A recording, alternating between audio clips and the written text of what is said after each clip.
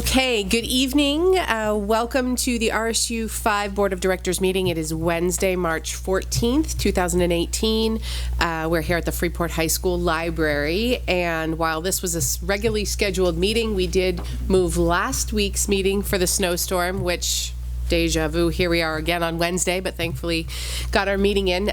So the agenda for today is really what the agenda for last week was, and we've just moved everybody out. And we did add another meeting next week on the 21st to make up for that lost meeting last week. And just wanted to remind folks that we did 6 o'clock for next week's meeting for Q&A with the public before the official board meeting. We were talking about it in finance, and we all didn't have it on our calendar, so we thought we would just throw it out there as a reminder to folks. And what school is that? That's here. Yep. Starting in April, we do Pownell and Durham, but for March, we're here at Freeport High School. So Jeremy will not be with us tonight. He's on his way down to Boston, and I think our student reps had the day off today, so we'll get started with the Pledge of Allegiance. I pledge allegiance to the flag of the United States of America and to the republic for which it stands, one nation, under God, indivisible, with liberty and justice for all.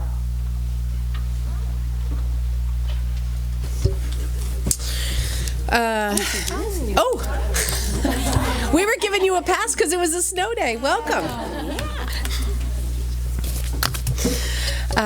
No adjustments to the agenda? No. All right, so we'll get started with the superintendent's report.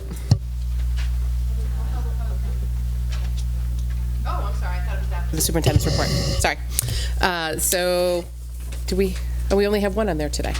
Okay, so public comment. So if you would like to share anything with the board, we just ask that you come up to the lectern here, tell us your name and what town you're from, and we'd be happy to hear from you.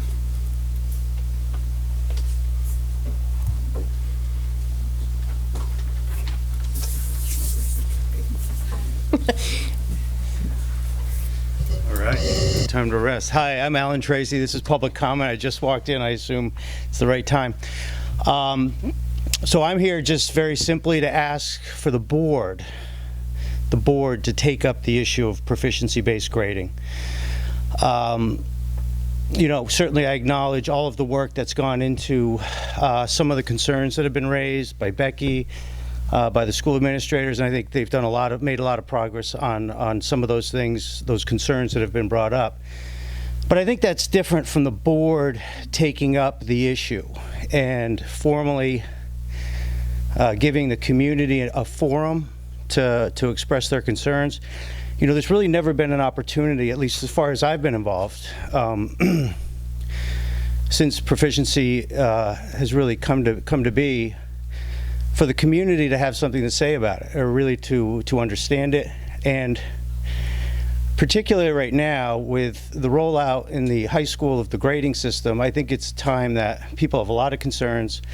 And I think as an extension of the community, the board really should provide that forum to, you know, I can give my list of the reasons that I think there's problems with the system. I've done that in different formats.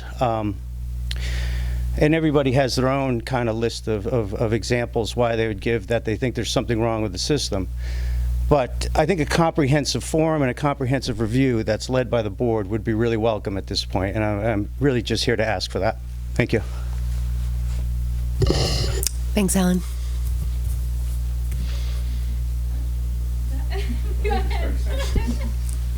So we'll ask if we have multiple folks that know they want to speak, if they want to queue up behind, just so that we keep our meetings moving. Hi, Emily Carter, Freeport.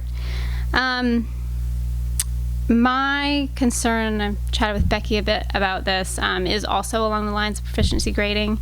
And I don't really know exactly, you know, I guess I would echo some of Alan's statements in terms of I would be curious to get an open dialogue in regards to more of the proficiency grading and where we are with that, because I feel like there's a lot of gray area. There's gray area in so much of what's going on in our world, in our community, and everything, and I feel like this gray area doesn't have to exist. I feel like it could be more black and white and cohesive so that the kids better understand the expectations, what's expected of them. And it's been proven and evaluated that if kids don't have gray area and they have black and white rules and black and white ways that we evaluate them as parents and as teachers, that they seem to do better.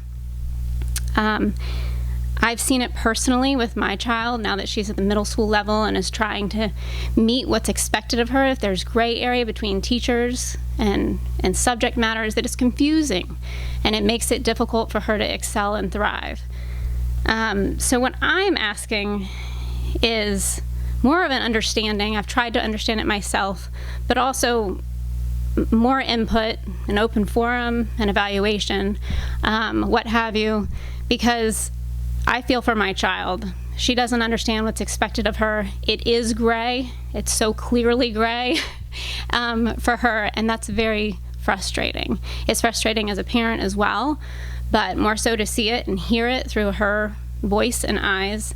I would really appreciate it if you would evaluate it, discuss it more, have more of a clear understanding with the teachers, with the parents, with the students. Thanks. Thanks, Emily. Hello, Chris Grimm, Freeport. I have 2 children in the middle school at the moment, and while I haven't completely followed what's going on with proficiency grading, I can give you what I've experienced listening to my kids go through it. When they were in Mass Landing, after railing on one of the teachers for a couple months, she was kind enough to come up with something that satisfied me, which was, in math, giving the kids a sheet, which was their timetables. Took a couple minutes out of the class every day, and they went through it. And how many can you get in a minute? And as the couple left months of school went on, my kids were excited. They came through, I got 47, I got 49, I got 53. They were absolutely excited about seeing real progress, because to them that was a grade. Very specific, granular number, quantifiable data to them. What I've seen in middle school is they don't have that. They keep coming home and going, yeah, I got a 3. Doesn't matter what I do. 2.5, you really didn't try. It's pretty obvious. Nobody can get a 4. Oh, you can get it once in a while. So they don't have any way to track their progress on a weekly basis. These grades that sort of show up, oh yeah, they change all the time. Oh, this doesn't count in that. It doesn't motivate them. I suspect my kids are much like me. I was a hard science person, and I was motivated by what is that exact number? I suspect many of the liberal arts majors out there who came up with this system, because it had to be liberal arts majors, don't find that as exciting. That's not what motivates you. You're those English things and grammar and all that stuff. But to us that are engineers and physicists and chemists, we care, or accountants, we care about every little tiny point, and I want to see my grade on as granular scale as I can. And that's what they've lost in the grading system that's out there. And I'm up here because of understanding that is sort of being implemented in the high school. And what I saw from a letter that came out, I believe from you, Ms. Foley, was, okay, well, we'll go to a quarter point, 3 1/4, 3 1/2. Doesn't do it. That's all right, so there are 8 boxes instead of 4 boxes. And then furthermore, you said, well, we're going to see if the software company will let us go to 1/10 of a point, 3.1, 3.2. And I have a couple issues with that. One is, that's not the granularity that you can get. And my other understanding is that there's still pieces of homework or assignments that they're going to take that don't give them a real grade. That doesn't work. And then I guess the last piece, almost last piece, is certainly going back, I apologize for not being logical, how can you let a software company dictate how our kids are graded? That's backwards. Doesn't that seem backwards a little bit? Anyway, so I guess I'd ask you guys, as you take this up, please take it up, allow it to go out to the public forum, and please don't defend a decision that was made by probably your predecessors in some cases just because it's there. Sometimes you do have to take a step back and go, they had reason to do it and try it and implement it, but it doesn't fit, it doesn't work.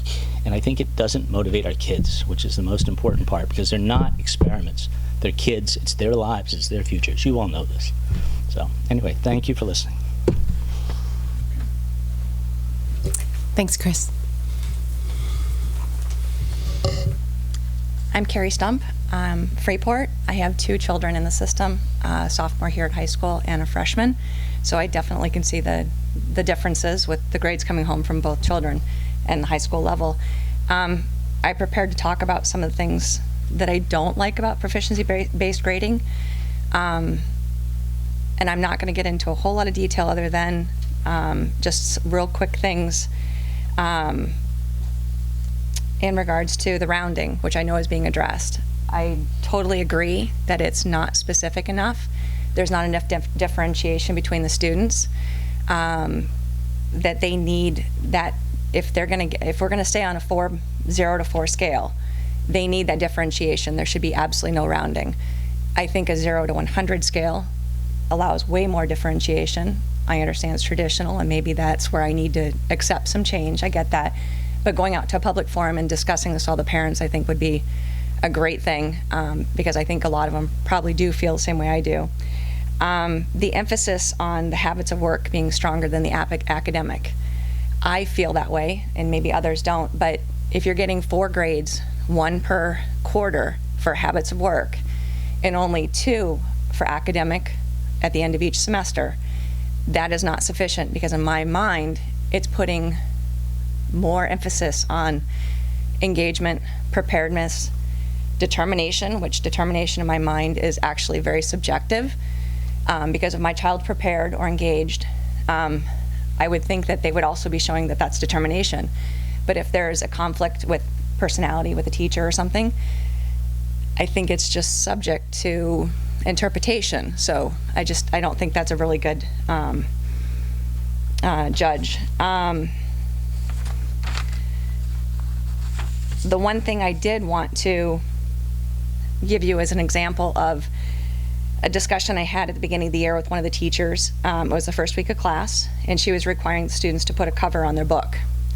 So in the grade book, it went in as assignment, cover textbook. Yes, it's a habits of work. If you do it, you're prepared and so forth. I get that. You know, it's not, in this case, it was a science class. It's not teaching them science, but they do need to be prepared. But my child got a 3.0 on this grade. And I went back to teacher, I'm like, did he not do this? What's going on? How do you get a 3.0 on, of all things, covering your textbook? And the exact words I got in my email were, a 3.0 is a meet standard, and that's all you can receive on covering the textbook. How can you exceed covering the textbook? It was done in a timely manner. In that example shows me how the concept of a 4.0 is not understood, how to obtain it, the proper rubrics that are necessary, and so forth. And I think the teachers need some more additional training on this and time to train on this before it's actually implemented to the students. So I too am asking for a public forum, more discussion about this. I think it needs to be reviewed. I do not want my child being that guinea pig, even though he already seems to be. I want to rethink this. I think we jumped way too fast. So, thank you. Thank you.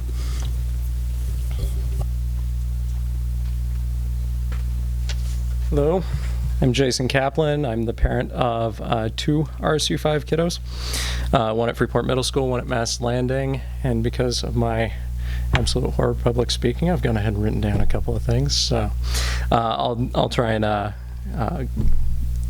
keep my comments a little bit more circumscribed from what I've written down, but if I rely on this, then forgive me. So my wife and I have moved all over the country. Over the past 15 years, we've lived in 6 different states. Our kids have attended schools in California, Pennsylvania, Texas, and now Maine. We're well versed in the educational system. I spent 21 years in academia. I have 2 graduate degrees, one of them in liberal arts, but I am also a scientist and clinician. I study the brain. So I'm also concerned about the standards-based grading system that we're currently using, and would echo the comments that have been made about making this open to a public forum. So my concern is that the system that we're using right now is not objective. That is, that when we're talking about human behavior, things need to be clear, specific, measurable, objective. Okay.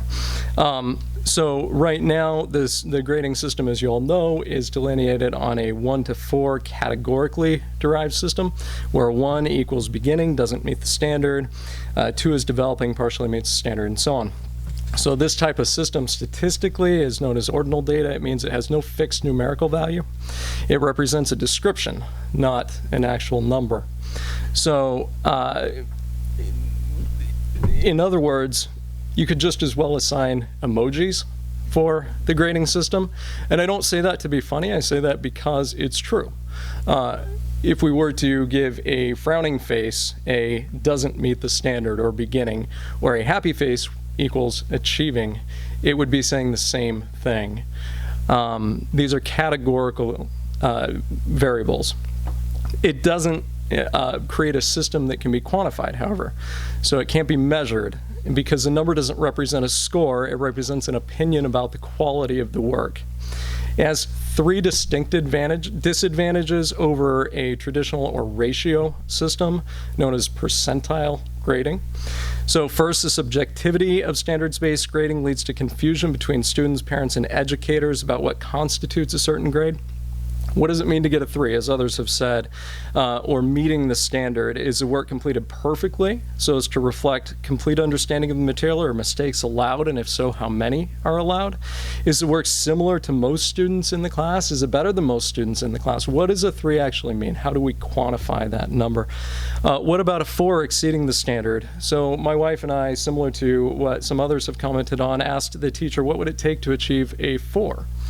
And we've gotten varying responses from teachers, including that work has to be completed perfectly with no errors, or work completed perfectly with the addition of independently learned material, which brings up a whole nother point that I'll digress from here tonight. We were even told by one teacher that a 4 was not possible and should only ever be thought of aspirationally. I don't know about everyone else here, but I find all of those responses to be completely vague, about as clear as mud to me. But worse, so does our middle schooler, who has no idea what's expected of her and how to achieve those grades. So I'm not quite sure what constitutes each category objectively, but it certainly doesn't inspire motivation. How can students maximize their academic success when the goal isn't clearly defined? So second, ordinal data or standards-based grading doesn't differentiate between high and low achievers very well. Without the benefit of ratio or percentile grades, there's no clear way to distinguish those performing at the top of the class from those simply meeting the standard. Even some students who struggle risk being missed when the ordinal standards simply place someone as developing. Does that mean that they know most of the material, some of the material, or that their knowledge is actually deficient and additional services are needed?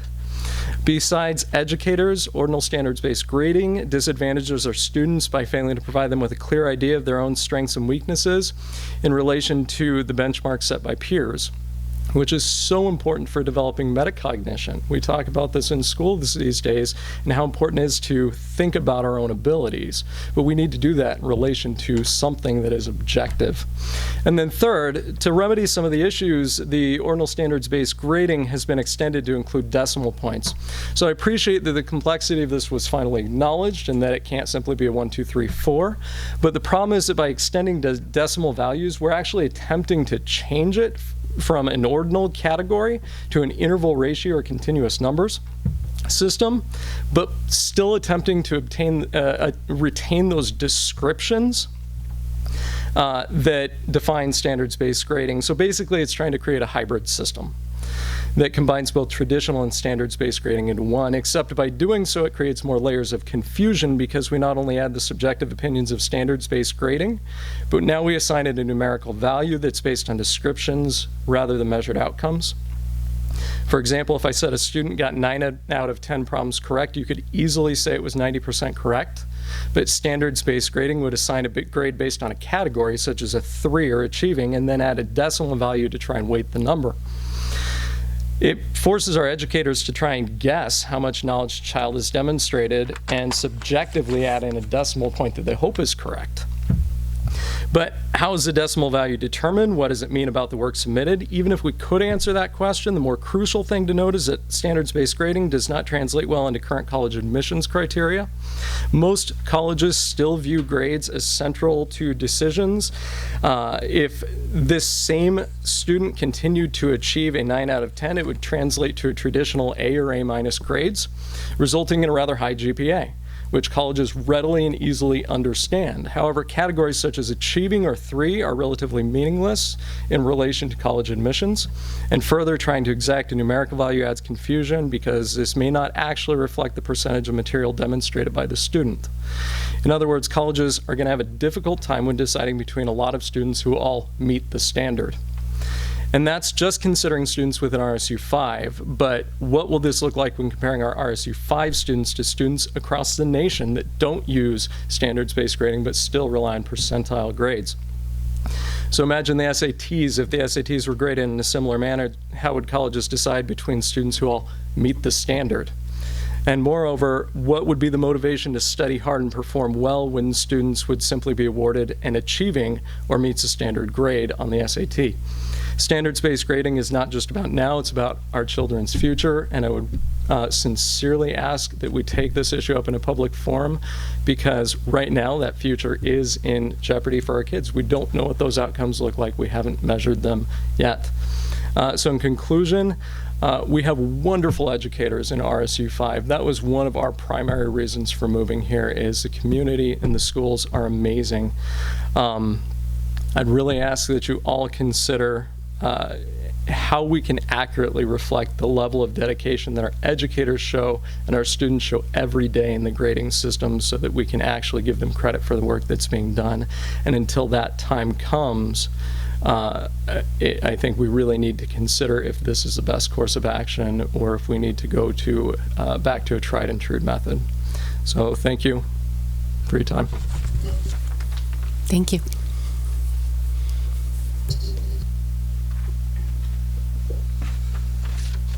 Hi, I'm Kristen Dorsey, and I have a graduate from Freeport High School, a senior, and a freshman. And I'm going to read my statement also, just because I could come at this from so many different angles in terms of the teachers, the common good of the whole student body, special ed, gifted and talented. I think there's just lots of different ways you can come to the problems with the 1-to-4 grading system in particular. And I'm also realizing from people who have spoken already, and I kind of recognize this already, that I think proficiency-based learning and this 1-to-4 grading system can be separated, and I'm here tonight really with concern about the 1-to-4 grading system. And I do want to begin with my appreciation for all the heavy lifting the teachers have done over the past few years. This was a very ambitious timeline for conversion to standard-based learning. And you know, the rubric development that they had to do and the curriculum redesign, this really was a monumental task during a period of governance confusion, community discord, renovation, administrative turnover, inconsistent leadership. So my ask is actually bigger than just having a community forum, because I respectfully but very adamantly request discontinuation at the end of this third quarter of the 1-to-4 grading scale, which has simultaneously and unnecessarily been implemented. This is my third child, and with him, I'm coming to it with the experience of college admissions, and I am really, really concerned that the 1-to-4 grading system is being implemented in his freshman year. It does not advance the current educational coinage of the growth mindset, but rather minimizes the individual effort that a student puts forth and degree of intellectual challenge that she or he willingly undertakes. In his freshman year at Freeport High School, my son, at the least, is feeling defeated and resentful. And at worst, RSU5 is gambling with his college prospects and future opportunities by polluting his transcript with a meaningless, inaccurate scale. So this is a very urgent request for me. The potential of teaching to standards, which is not a revolutionary or progressive concept, but what our effective teachers and passionate teachers have always done, is being undermined with this broad brush 1 to 4 scale. It homogenizes student performance outcomes. I have heard no compelling reason for this type of reporting. By all appearances, it is an attempt to mask that children come to school with diverse abilities, attributes, needs, and requirements. While your greatest charge as educators is to lift each child towards her greatest potential, the 1 to 4 scale creates a false sense of accomplishment for some and a blatant disregard of the exceptional achievement of others. It eliminates incremental measurements of progress towards goal attainment that the traditional 1 through 100 system affords. When discontent with this implementation has been expressed individually or in small group discussions, the responses have been somewhat diversionary, blaming it on the cumbersome nature of Power School, teachers' competencies, or students' abilities to understand the rubrics or access grades. It's evident to me, though, that leadership actually doesn't get the ramifications of this grading system. Failure to analyze the implications of proficiency in general and the 1 to 4 grades in particular renders the intent of a standards-based learning ambiguous while encumbering teachers' time and efforts towards differentiated, engaged learning. Also disturbing to me is the unknown ongoing financial costs of this. The plan for reteaching, be it summer school or after school, has not been publicly aired. I hear that there are consultants, out-of-state travel for administrators, system conversions, and so on. When there's pushback over community budget requests for things that really matter on a daily basis, like additional teachers, and then tens of thousands of dollars are accessible without question to make this elusive initiative work, I just don't understand how that's working.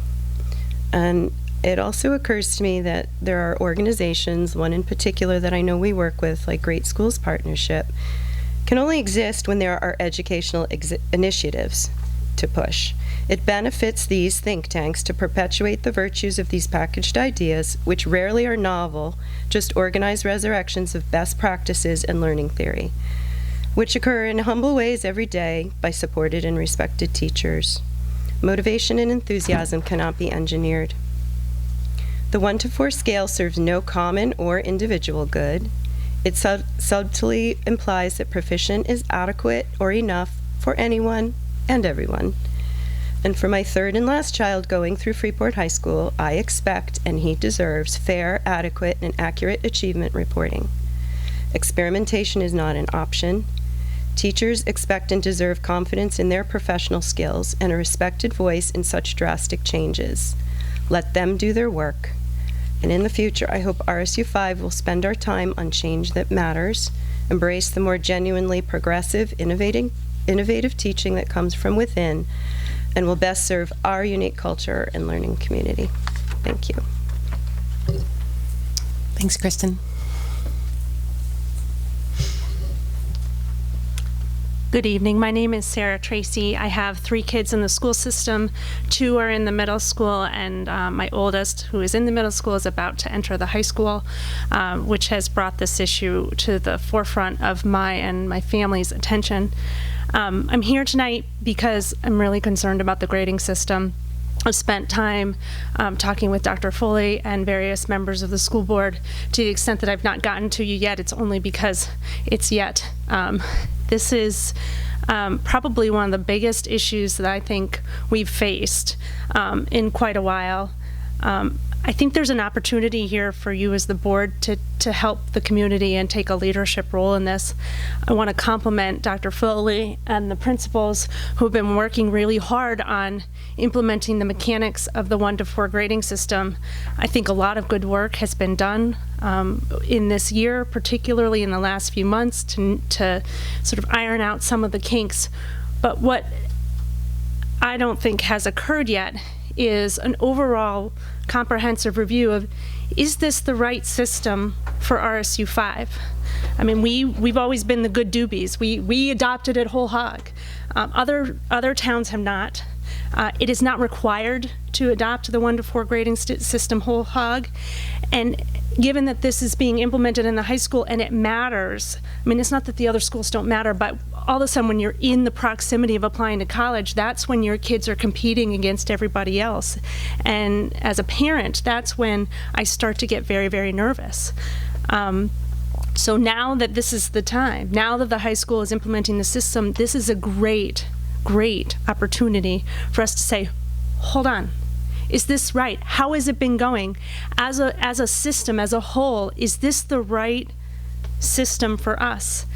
It's a heavy lift. I understand it's a big request, but I ask the board, and that's distinct from administration, I ask the board to take this on in cooperation with administration or with outside resources, whatever is required to do a comprehensive, thorough review of this system, and take the opportunity to really look at the system and is it right, because now is the time. As a parent, and my husband and I, we've invested in this school whole hog. We've invested in this town whole hog. We are so pleased with what's going on in RSU 5. But this issue makes me incredibly nervous. There's one thing that I can't do, which is compromise my kids' ability to have the best chance of moving on to the next step. That makes me incredibly unsettled. And I'm hearing from other parents, it makes them unsettled too. And I just hope that you will hear us out. I think everybody's got a different perspective on it, but at least take it up. Take some time to look at it and evaluate it. Thank you. Thank you, Sarah. Hi, my name is Melissa Schultz, and I've got 3 children. 2 of my children attend Pownell Elementary, and my oldest was in the Freeport Middle School last year for 6th grade, and we've chosen to homeschool him this year. I wanted to come tonight in case you're keeping numbers of how many people are speaking out about this. I wanted to add another number because I do have strong feelings about it. Our intention with homeschooling my oldest was to keep him home for 7th and 8th grade and then send him again to high school. And as we're approaching the end of 7th grade and getting into 8th grade, I'm afraid to send him to the high school because of what we experienced in 6th grade with his loss of love of learning is the best that I can describe it. He has always been a high learner, a high achiever, and he lost that in his 6th grade year, and I was really sad by that.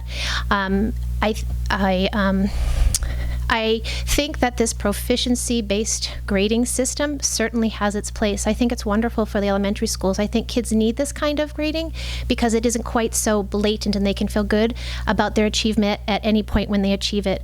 And I think in middle school, I think it's a big time for kids to kind of define and find out who they are, and there's probably a place for it there. I don't think it's the only place. That's the only grading system. I think in the high school, it becomes very important that we make sure that kids that want to learn are driven by the things that drive them, if that makes sense. I feel like with this system, in our efforts to leave no child behind, we're pushing aside the ones that weren't behind to begin with and now are losing their love of learning. And that's really scary for me because I don't think that's the message we should be sending our children, is that don't work so hard or don't try so hard because in the end it doesn't really matter. It does matter, and we need to have people that are competitive and high, and we need people that work hard, and we need this differentiation because together we all come together and we make a system that works. I'm getting on another topic, but sorry about that. But I am concerned about the proficiency-based grading in the high school. It's not something that I want for my child. I feel like it's not well established, and I don't really feel like it's the only grading system that should be there. I came here tonight I've been thinking a lot about this, is that to ask the board if I realize it's mandated that it has to be be in the schools, but I'm wondering if there's a way that we can come to some kind of compromise. For the kids that it works for, we offer that for them, and not to create more work for teachers, because I realize they work so very hard already. But maybe there's a way to have both systems. For the kids that are driven by hardcore numbers, then let's leave that in line for them, and maybe for the kids that need a little bit more time but really want to work hard to achieve, then I think that should be an option too. And I don't know if that's possible, but I'd like to throw it out there as maybe a consideration for something that we can come to, because I'm not sure what I'm going to do with my oldest at this point. I'm waiting to see how it goes. I'm glad that I still have one more year before I make that decision, but I wanted to start thinking about it now. So thank you. Thank you.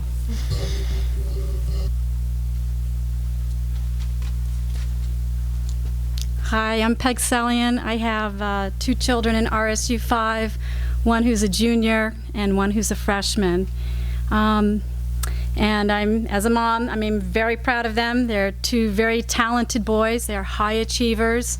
They've done academically very, very well. RSU 5 has served them very well, has given them incredible opportunities to go beyond in an advanced track, which I greatly appreciate, and they're open to the challenge. And as many of you know, having attended the parent meeting, written communication, I echo everything that's been said here tonight. I just want to say something new that I haven't really updated people with, is that I'm all for the proficiency-based education. It's the grading piece that I struggle with. I have talked to numerous college admission offices.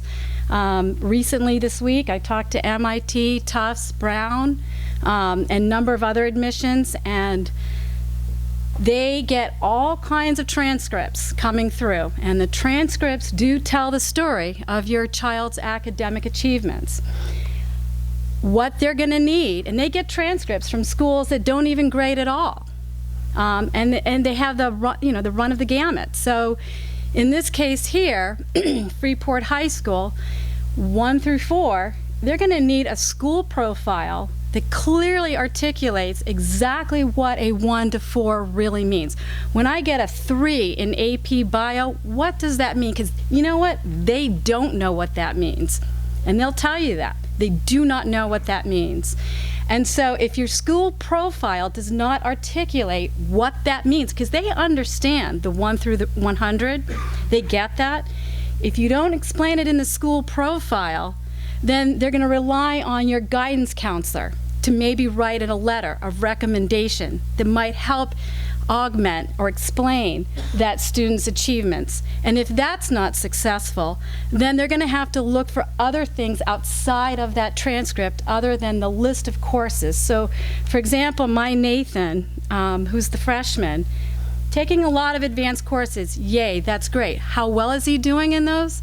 They may not know if there's not the proper communication to these college admissions about what a 3 actually means. And in talking to MIT today particularly, they were the most helpful in helping me understand exactly what they're looking for. If you were to have a 3, and this is a case in which one of Nathan's classes, who grades most of the students on a 1 to 100, because he's in a sophomore level class, he has to be graded on a 1 to 4. So the teacher's doing 2. They're doing a 1 to 100 for most of their students in that class, and for Nathan, they're doing 1 to 4. And unfortunately, because the report card system only allows you to put in 0.5 increments, this teacher in particular felt that Nathan was beyond that 3. He's beyond that 3. He's mastered everything in that 3. He hasn't mastered everything in the 4. But he isn't quite a 3.5. If he were to grade him on a 1 to 100, he would be around a 92 or a 93 student. Guess what? That means something to MIT and all those other college admissions offices. A 3 is what he's gotten because he can't be given a 3.5 because he hasn't quite earned that yet. So when I explained to them that a 3 could mean a range from anything from an 87 to a 92 or a 93, they felt that if there was an opportunity to change that in our school, that would be great. Otherwise, we're going to need to resort to other means like a guidance counselor's letter or things that Nathan can bring to the table outside of his transcript. So it is something that everybody's familiar with. It's what the students are familiar with. I still struggle with trying to understand the benefit of having to go to all this trouble to switch out of a system that was working to something that we're all kind of still struggling to work with, to apply, to assess, and what that really means. And in the end, it does, I feel, will affect what that means for college admissions. And I just read an article today online that talks about, it was an article written from New Center, Maine, and they talk about all the colleges that, I mean the schools, the high schools that are going to be delivering a proficiency-based diploma this year. And one comment, it was their final paragraph, that many of the Maine colleges will be familiar with this process because Maine has adopted this proficiency-based learning. What about all the states that don't have proficiency-based learning, colleges that these students in Maine want to apply for, and what does that mean for them? And their final statement was, it's going to be an interesting transition to see how this works. I don't want that for my child. I want to know that it's going to work. And that's my biggest fear. I don't want to gamble with that. All of our kids in this room deserve to be in any college that they so choose and not have it be an uphill battle because our transcript doesn't properly communicate our academic achievements. So that's it. Thank you very much. Thanks, Peg.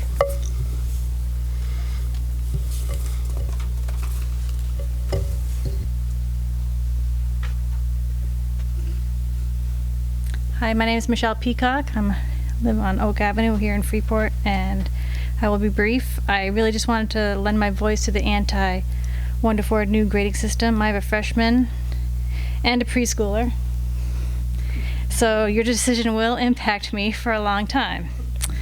I agree with a lot of these other parents that I think we're doing our kids a disservice, and our kids aren't an experiment. You know, I am an educated woman, and I have a hard time figuring out how my freshman is doing. My son hates it. He wants to know, is he getting an A or a B? When he does a test, he wants to see a grade on it. He's very frustrated with the whole process. He just wants to be graded on the material being taught in class, and that's it. And I've been frustrated with the process as well as I've gone through this with him. And as I said on freshman orientation day, I also have grave concerns on how these number grades will affect the chances of my son to go to a good college. And I would ask the board to scrap the experiment and go back to a traditional ABC grading system as soon as possible. Thank you. Thank you, Michelle. Hi, my name is Angela Kinghorn. I have 3 children in the schools, 7th grader, 9th grader, and 11th grader. I agree with all the points that were made here tonight, and I have pages and pages of notes I could add, but I'll spare you. And just emphasize the urgency for stopping the standards-based grading for the 9th graders. Standards-based grading is limiting college and university opportunities for our students. Only recently, because of more parent and student questioning, are the schools attempting to implement a pathway to get to a 4. Many students were told that they couldn't get a 4, that it was not possible for certain tests or assignments, let alone a final grade. And for 6 years, parents have been questioning this system in the elementary and the middle school, and it's been dealt with on an individual basis. Teachers with the parents, teachers with the students, sometimes a principal involved.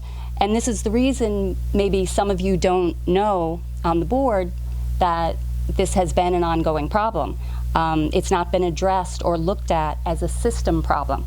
It's been framed as a student, teacher, parent, lack of understanding problem. So let me just give some examples of what we're seeing. If you get 2 wrong on a test with 20 questions, can anyone tell me what you would be graded in a 1 to 4 system? Okay, so what we're seeing is that if you get 2 wrong or you get 5 wrong, you get the same grade. So how is this reflecting what a student knows? And more importantly, how is it motivating a student to try harder? This standards is not a system that strives for excellence. It's based on good enough. And now in the high school, where freshmen are in the same classes with sophomores who are still being graded on the 0 to 100, students see that a 92 and an 80 could both be a 3. I've heard from teachers that in classes with freshmen and sophomores, it is the sophomores who are retaking tests to improve their grades, not freshmen. Because of the grading system, some freshmen aren't motivated. They met the standard, they got a 3. And other freshmen are frustrated because if a 92 and an 80 are the same grade, well, why should I bother to retake the test if I can't improve my grade? I had a teacher tell me that their best kids and their struggling kids are both getting 3s because that's the system. So again, I don't know how this is helpful. According to a recent email from the superintendent, now we're, after 6 years, looking to break this 1 to 4 down into tenths, so 3.94 or 2.69. I don't understand the point there. A system already exists that is very straightforward, that students, teachers, parents understand. And there's a reason that Yarmouth and Brunswick school districts continue to use 0 to 100. And there's a reason that Gray New Gloucester district stopped using 1 to 4 grades. They were concerned about how grades were conveyed to colleges, so they switched back to traditional grading for report cards and for reporting to the colleges. And another part of the standard system that can have a negative impact is the 2 separate grades, so 1 for tests and 1 for habits of work. This quote from a senior at the high school sums it up. I feel bad for kids with this grading system. For kids like me who don't necessarily do well on tests, working hard on homework, classwork, participation always helped me. And now that is not part of a whole grade. Tests don't show all you know. That's from a student. So standards-based education is about performance on a test. Not learning, not looking at a student holistically like teachers did before. By having 2 different grades, 1 for tests, 1 for habits of work, many colleges are just going to look at the test grades. College admissions process, as we've heard, doesn't have time to figure out how does habits of work fit into this. They don't know a student like a high school teacher does who works with them day to day. And that's another issue that I will just briefly mention, though it deserves more attention, is that this system takes away from teachers the use of their professional skills in evaluating students. So for the sake of their students and for their educational opportunities in the future, please discontinue the use of standards-based grading for the 9th graders and start the review process of the effectiveness of this system as a whole. And thank you all for listening. And I want to thank Valley, who goes to a lot of school meetings outside of board meetings, for her commitment to the board and for really trying to understand the issues in the schools. Thank you. Thank you.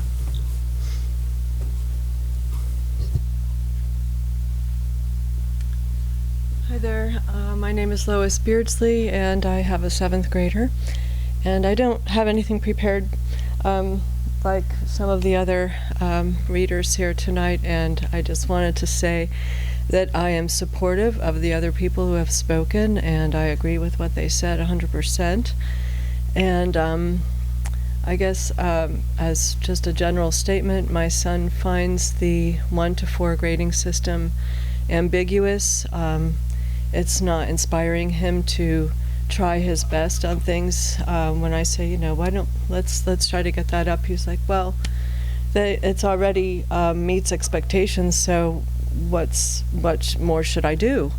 And so I think it's not a system that helps him to try his best, and it's ambiguous, and the grading system of the 1 through 4 is just broad. And I think it would be much more clear to him, the 1 through 100 system would be more clear and something that we all could understand easily. So, thank you. Thank you.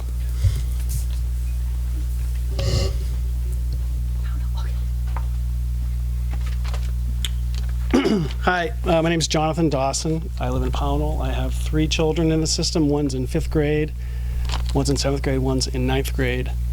A lot of good things have been said. I just wanted to share my own experience with my 9th grader, who is an extremely motivated person. She's the most motivated person that I've ever met.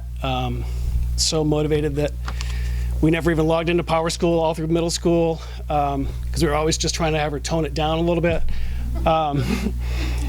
This year, and she's very motivated to achieve in kind of all the traditional ways that we all tried to achieve. She's interested in, how do you achieve class rank? How do you get onto National Honor Society? How do you get an A+? How do you get a 4? And she has found, I should also say, she's motivated in other ways. And I applaud kids who are motivated for the sake of learning alone, and they're really interested in a subject, and they want to learn that subject, and they go out and learn it, and it doesn't really matter what the grade is going to be. I've had that experience myself in some things, but in other things, it's nice to try to have something to shoot for. My daughter is motivated in both ways, and I would say that the 1 through 4 system to her as a freshman who's been taking many classes also with sophomores has been confusing to her, not clear how she can achieve a 4, for instance, if she wants to achieve a 4, and it's been demotivating. So I would ask, kind of echo what people have said here already. I think it's worth looking at in a little greater detail, kind of where we are now, what the faculty thinks about it, to make sure that we're moving forward the right way for our kids. Thank you. Thank you.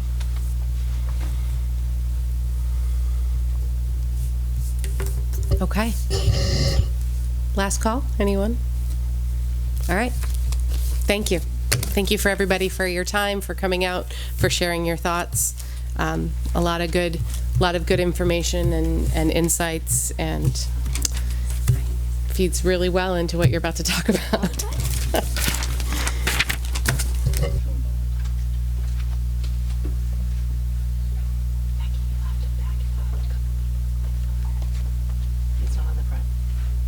Oh, thanks.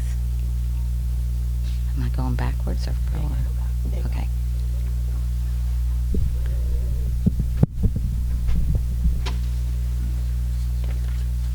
So thanks everyone for coming out for this very important topic, and we do appreciate your feedback, and we have been trying to gather feedback quite a bit this year, and I know in previous years, so thank you for all of that. It's very helpful.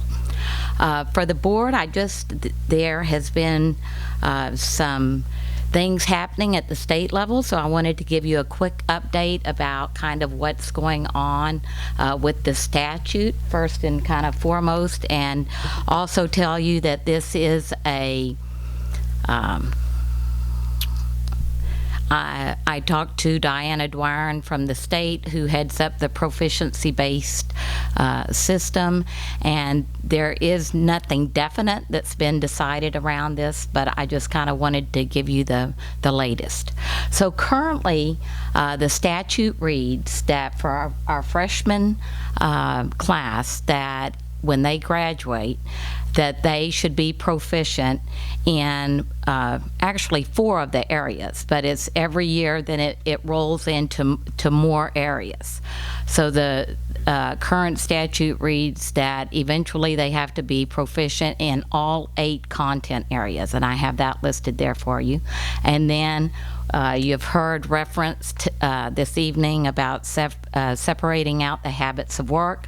We call those the guiding principles, and we also have to show that they're proficient in those areas. And under the current statute as it's written right now, what if you don't reach proficiency? Well, you don't receive a proficiency-based diploma. So districts can give a certificate of completion or a certificate of attendance, but you have to prove proficiency in all areas. And for students with disabilities, the way the current statute is written, it does not make any exceptions for them other than they can have some modifications or accommodations, but they still have to reach the same level. So if in math we determine that's at an Algebra 2 level, the test could be read to them, but they still are having to meet the standards of Algebra 2. So because this is the first class, I think even though a lot of the superintendents have questioned in the past several years about this, I don't think that I think because we now have the freshmen in front of us, they're getting probably more pushback and realizing that it's a very when people are saying they don't think it's motivating, it's very ambitious, right? So currently we have a lot of students throughout the state, for example, and probably even around our table here at the board, including me, where people are not proficient in another foreign language. So I know Valley's an exception to that, but currently our current statute says everybody's got to be proficient in a foreign language. What they've done, and now they're saying with the proposed amendment, although it has not passed, so I just really want to emphasize that, they're saying that students must be working towards proficiency in all 8 content areas. And then what they've done with the guiding principles, they have taken some subsets of the other guiding principles that you saw on the previous page, and they've narrowed that down to 3 areas: flexibility and adaptability, which comes under being a self-directed learner; problem solving and decision making, which comes under the broader standard problem solver; and then dependability and reliability, and that also falls under the self-directed learner. So right now they're saying those are the 3 areas that kids have to work towards being proficient in. What if you don't show proficiency in the proposed amended version that is still at the education committee level? They can still receive a diploma if you kind of meet your district requirements. So right now for our current seniors, for example, we say they have to have 22 credits. But they don't necessarily all have to be proficient in foreign language. And how about students with disabilities? They're now saying under the proposed amended version that they may receive the diploma based on their IEP completion. So I feel like that's a really great change that the state seems to be moving towards. Other proposed changes: districts will have to report out the levels of proficiency of the graduating class. So if our current seniors were under this system, once they all graduated, we would have to say how many of them were, and I just made up these words because they have not been determined at the state level yet, but somehow you'd have to be reporting out on the 4 levels. That in foreign language, this percentage of our kids were exceeding the standard in foreign language, and you know, going on down there.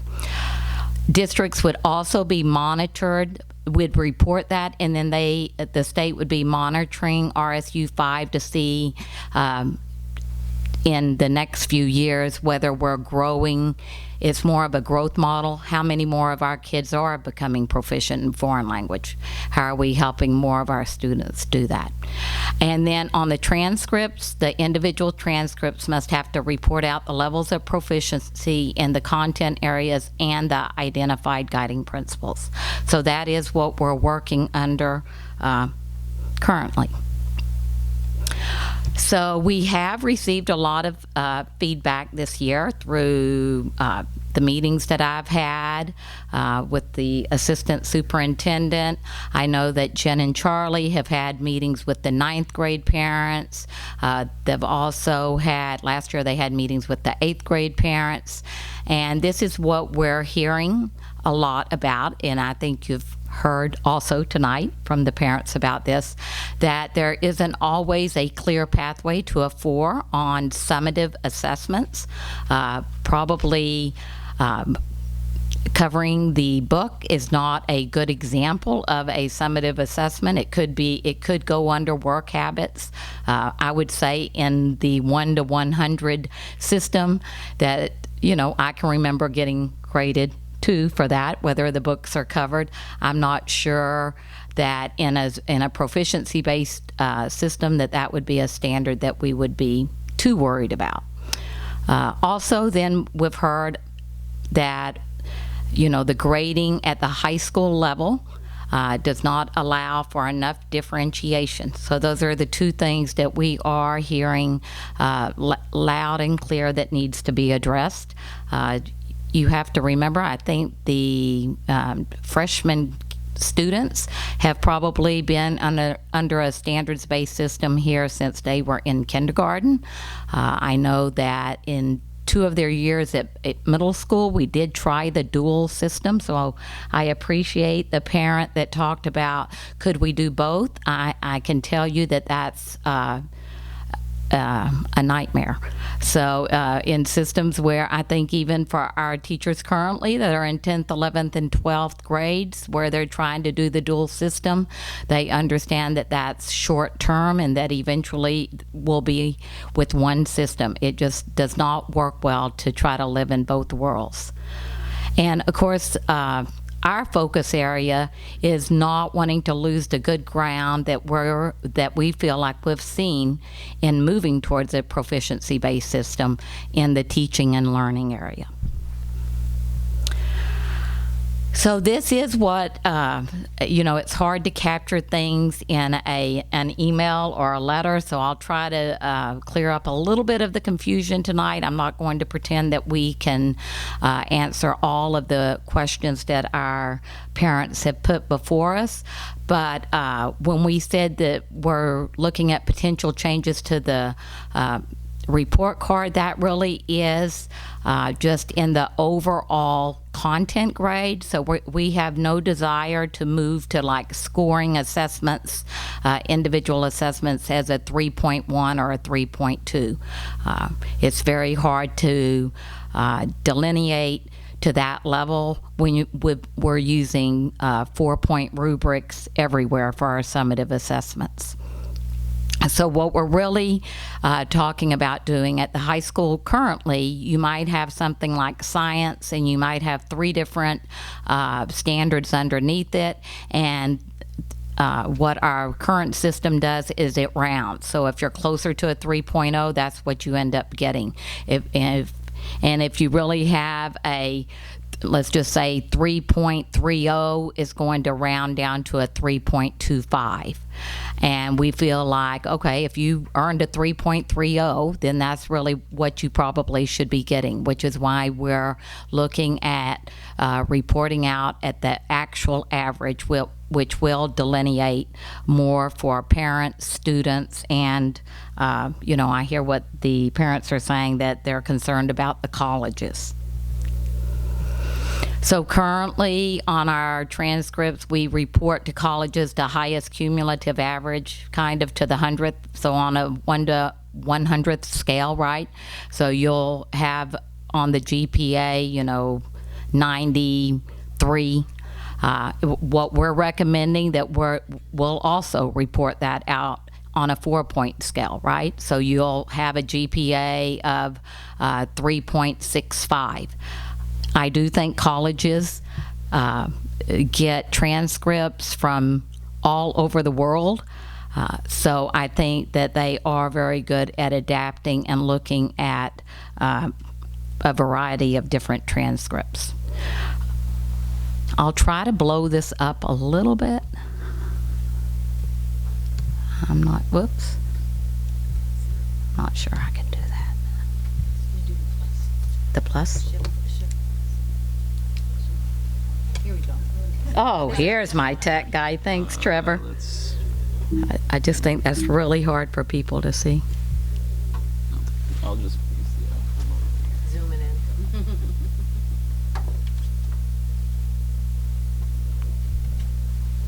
So this is oh, very good. So this is just an example. This is not our transcript currently for our freshmen, but this is what a typical standards-based 1 to 4 transcript could look like, so that you see the proficiency level there.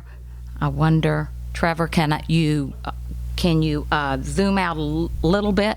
Oh, no, you could see the GPA there. So it could say something like 3.75. I know that Casco Bay, that's been doing this type of grading for 10 years, that sometimes they'll put on there 3.75. The highest GPA in this class was 3.94. I think that's very easy for colleges to understand because they also work on a 4-point scale like that. And then I agree, it's good to, you can see over there on the right where it says demonstrated proficiency. This is where, wherever students were proficient, this is where you would just list that. And so if you are not proficient in foreign language, you wouldn't have foreign language listed over there on the right. And then you would have on the other side, you would have something with all of the standards listed showing how students did in this. I know Jen Gulko just this week went to Brown University, and they gave her an hour of their time, and they really talked about how they love having the idea of having the habits of work separate, because to them that's very, very important to see scores on things like problem solving, critical thinking. We have been trying to get a lot of different feedback. Jen and Charlie have worked with staff. They discussed, what's going well, what do we need to continue to work on at the January staff meeting. They had something scheduled for today. Unfortunately, because of the snow day, they weren't able to meet with their staff. I know that they're also meeting tomorrow. We're trying to gather feedback from parents and community in a wide variety of ways. We're having the superintendent's Q&As. We recently sent out a satisfaction survey where people can kind of comment on specific things, and then also just give comments on anything they would like to talk about. We've sent out the 9th grade parent survey a couple of times to find out what's going well there. We've had the 2 9th grade parent meetings and some 8th grade parent meetings. Definitely we want to continue to seek feedback and reflect and keep making the changes that will lead us to more student learning, and the teachers also changing their practice and getting stronger. And I think Jen and Charlie they're getting ready to meet with students to see how that's going for them, I think, in the next month. So we're trying to get through high school conferences. Power School can average the way we're recommending, so we're looking at trying to close that down for a couple of days to enter the scores the way we're wanting it to delineate it further. And we want to have that new calculation working before the end of the quarter. And we're in the process. We had a great turnout on the satisfaction survey. I think we had about 400 responses or so. So we're currently aggregating that and seeing what is really popping for parents in that survey. And I know Jen has aggregated some of the staff feedback, but they'll do that further as they have more meetings, and then also the student feedback. And of course, we're following this amendment very closely because that will have ramifications for our current 9th graders. And of course, our ultimate goal is to graduate every one of our students either college and career ready. So that concludes my update.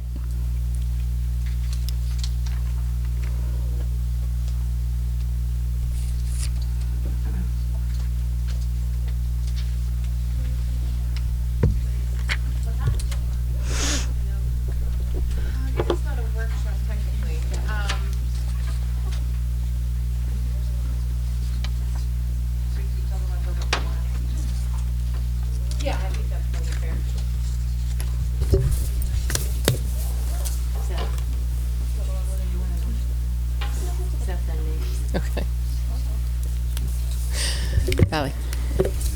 So, I mean, having heard all this information coming to some of us for the first time, for some of us, we have heard it before.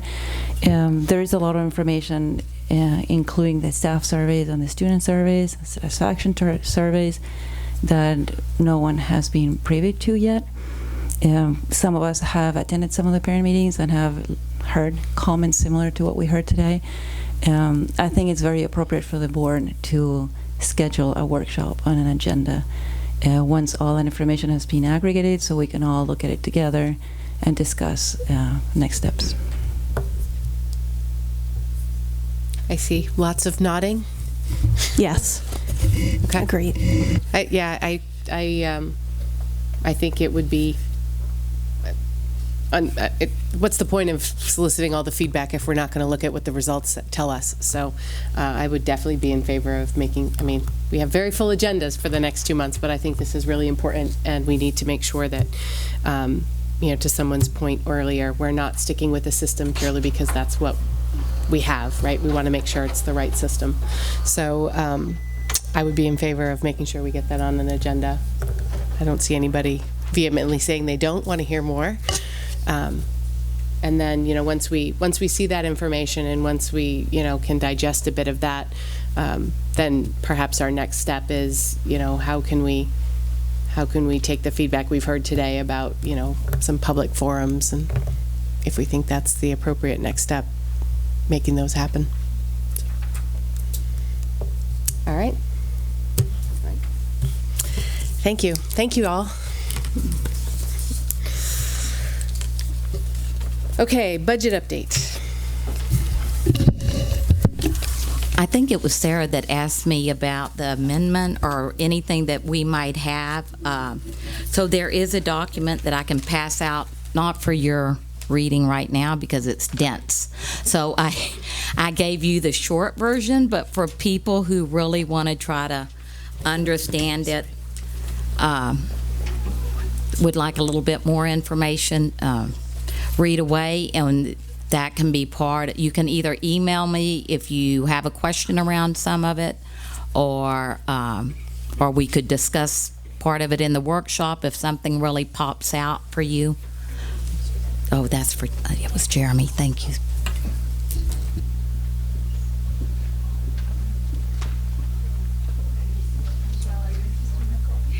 I have some out here for everybody, yeah.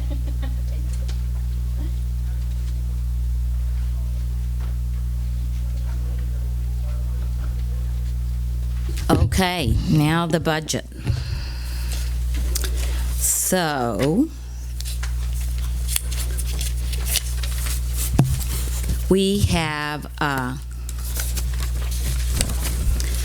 put in, the last time I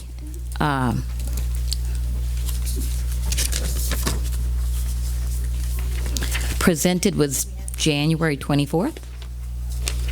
And at that time, we didn't even have the subsidy amount. So all of those things have kind of come in.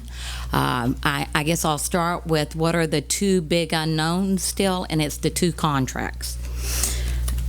And so you just need to kind of keep that in mind as we're looking at this.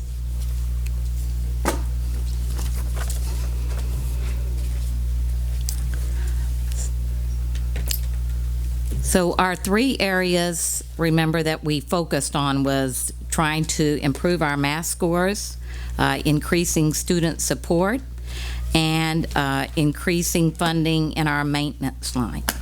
So since I presented the budget on January 24th, there are a few things that have changed that I'm going to go through here. So under the expense line, we've added in these things. The fifth grade teacher that Emily talked about when she did her presentation. There's a finance software that we're wanting to purchase to help us move to a more electronic system. We had hoped that we could purchase it out of this year's budget, but we have met with the company and it's not going to be ready And so we have now added that amount into next year's budget because we won't be moving to the new system until sometime in the next fiscal year. The next item you see on there is the Ed Tech for main care billing. And Bonnie's here tonight, so if you want a lot of details around that, we can all have her speak to that when she does her budget. But basically, we think over time in the next 3 years that this position will pay for itself, so that we can bill for things like OT and PT, and I think even maybe social work services. And so, but you have to do like very explicit documentation.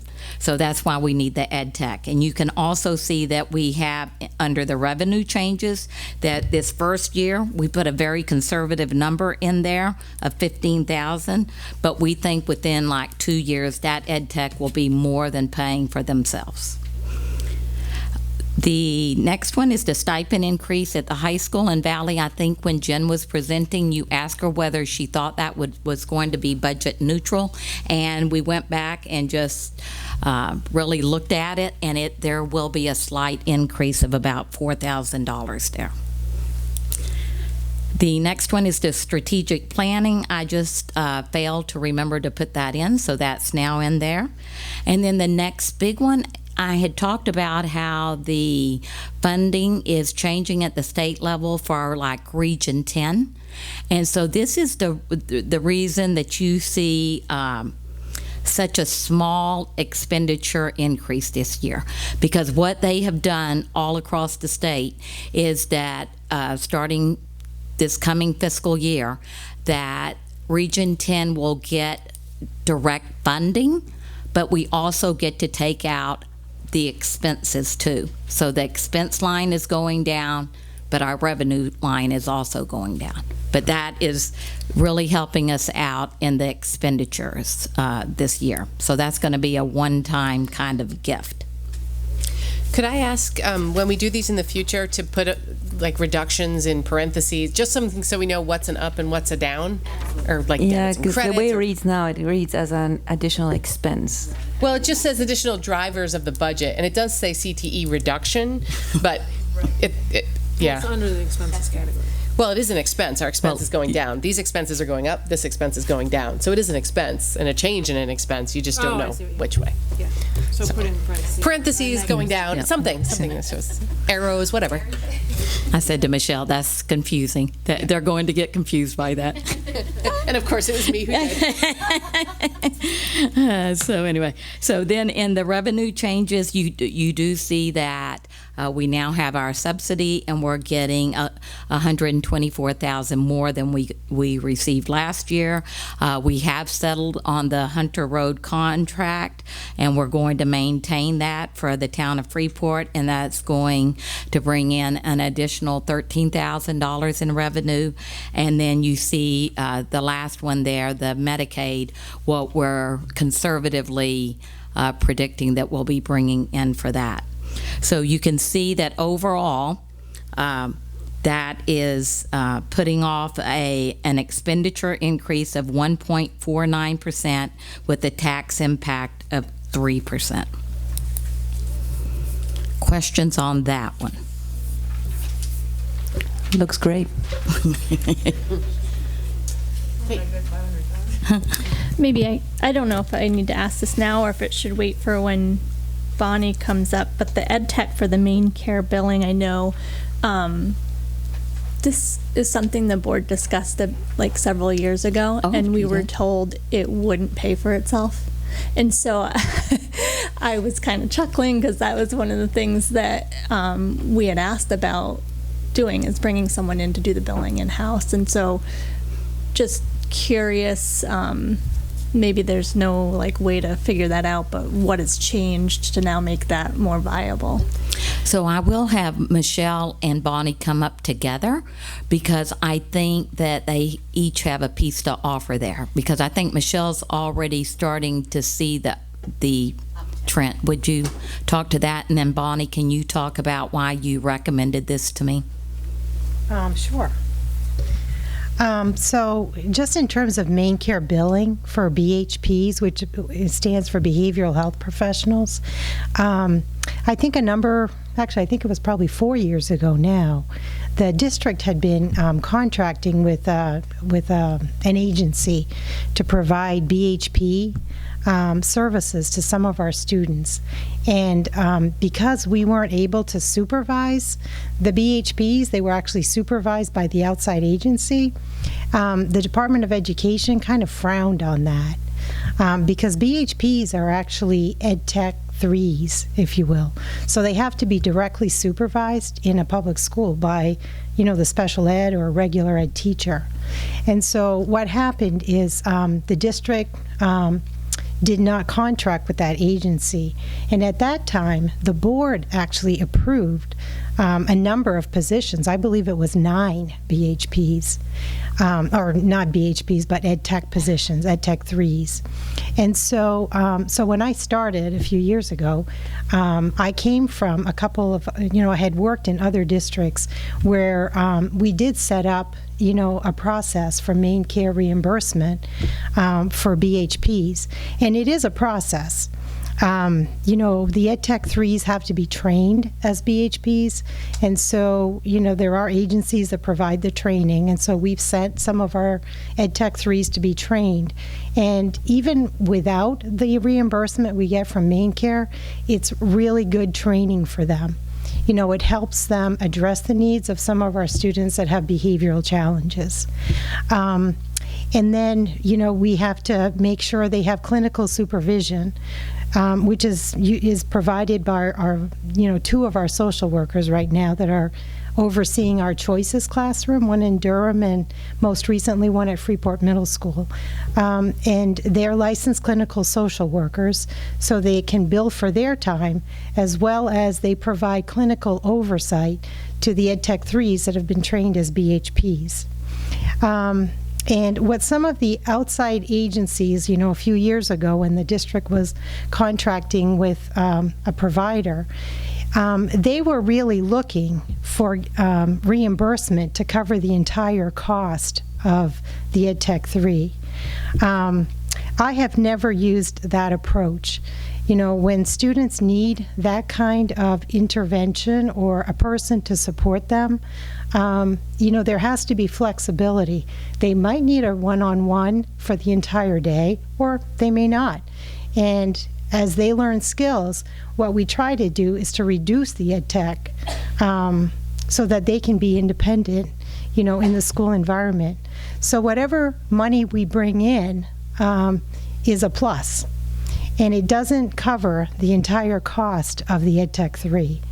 But our students would be getting the Ed Tech 3 support regardless of getting this main care reimbursement. So if the family does have main care, and if the student qualifies for BHP support, and we can get the reimbursement, it's a plus for the district. So in response to your question, it may not cover the entire cost, but whatever we can recoup is helpful. Does that answer the question of how this works? It's hard for you guys because you didn't hear what they told us last time when we asked this the very same question. Oh, okay.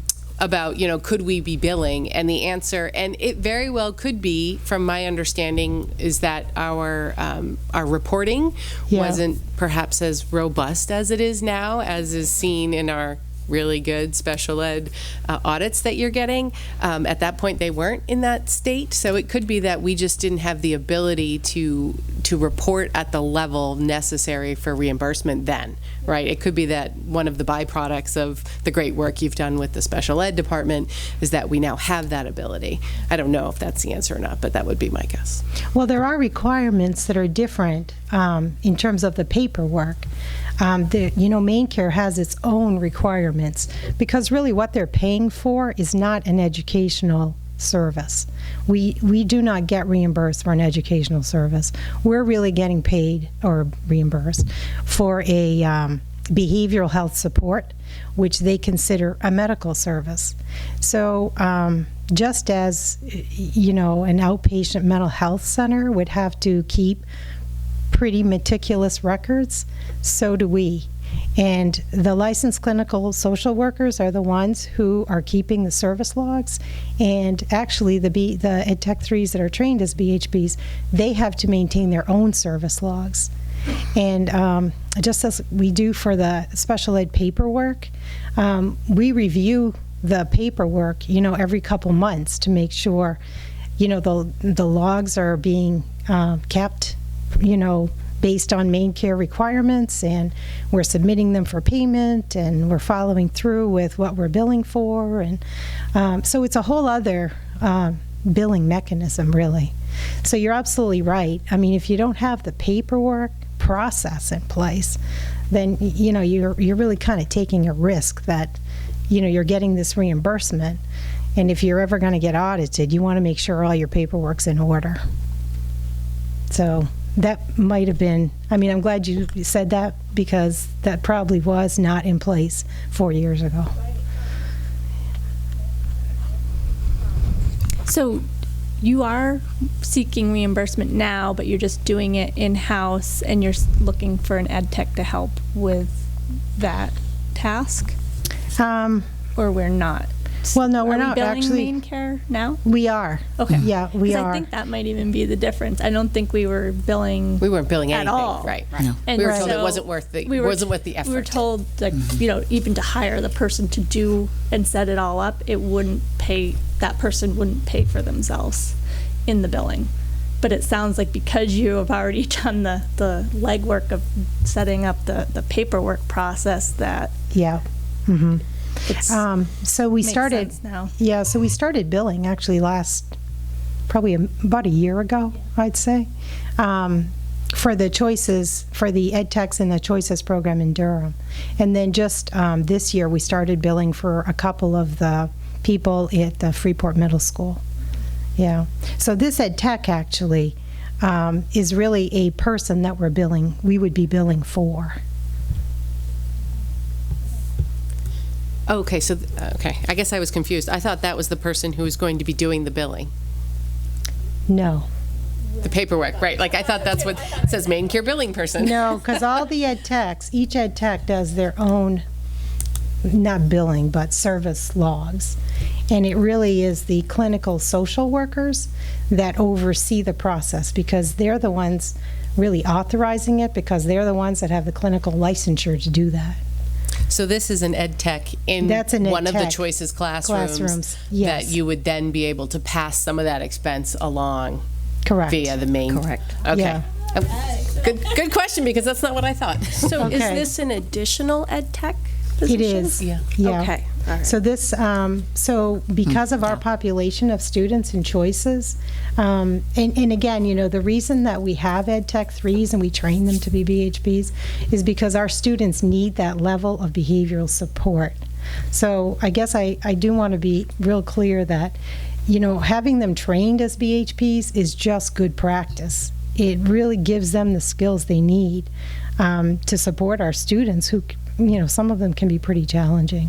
So we ended up, hiring an ed tech, I would say in January of this year. And so this would continue that position. So this is somebody that's already on board. It's just wasn't budgeted for previously. Correct. Okay. Correct. And Bonnie, this is someone who currently works in the Choices program in Durham or Freeport Middle? Durham. Okay. Yep. I have another question. For the kids who do not qualify for main care, can you still bill if they're students of No. RSU? So only for No, those who already it's- qualify? Yep. So yeah. do you guys help families apply to main care if you feel like they may be eligible and they haven't applied? Our social workers do, yeah. Okay. Yeah. Okay. But they still get, even though a student may not qualify under main care, if they need that level of support, we would provide it through an Ed Tech 3 who's trained as a BHP, but we just wouldn't get reimbursement through main care. Right. So for the kids who do qualify, you said that if you are able to bill more thoroughly, that you could bill for PT, OT, social services. So based on what you already know about our population and the services that they provide, do you think that we could generate enough to support this EdTech, or what percentage of the EdTech do you think we could recoup from main care? So even though we bill, like if we were to bill for OT, PT, and speech, which we're not billing for right now, that's a different, I mean, it's still through main care, but it's a different section of main care. So they have different requirements. So we're not actually billing for those 3 services right now. We're billing for the social workers who supervise the BHPs, and we're billing for the BHPs. And so I would say, depending on student needs, we would probably be able to cover, I would say, 2/3 of the cost of BHPs that we're providing, that are right now providing support to our students. It's not going to cover the whole cost, and I don't. But how much are we covering for the social workers then, too? Well, that's actually harder to say, because they started billing just last year, and they have a whole caseload of students that they service. The only ones they're billing for are the ones that are getting the BHP support. So, you know, I would have to take a look at the numbers to really take a look at what we're paying them and how much we're generating for just those students. But when I just kind of look at their caseloads, this is a small percentage of their caseloads. Like, I'm thinking of the person in Durham. You know, I'd say probably it's maybe 20% of her caseload. And so if we were looking, I mean, just quick mental math here, whatever the cost is, we may be able to recoup 20% of that. And is the intent to start billing for speech, OT, and PT at some point?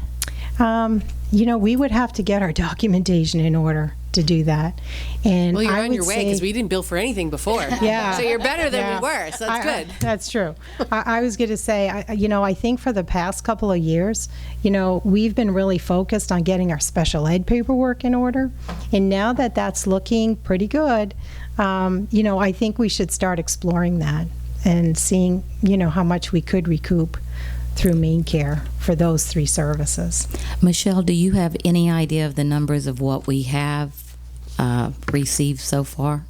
I don't have off the top of my head for the current year, but I do know that last year we actually received approximately $42,000 in revenue from main care. And that's for the period that started like March. March to the end of the So year. we're talking March till about, what, June? June. Yeah, so March to June. And that was before we hired This ed tech. This ed tech. Mm-hmm.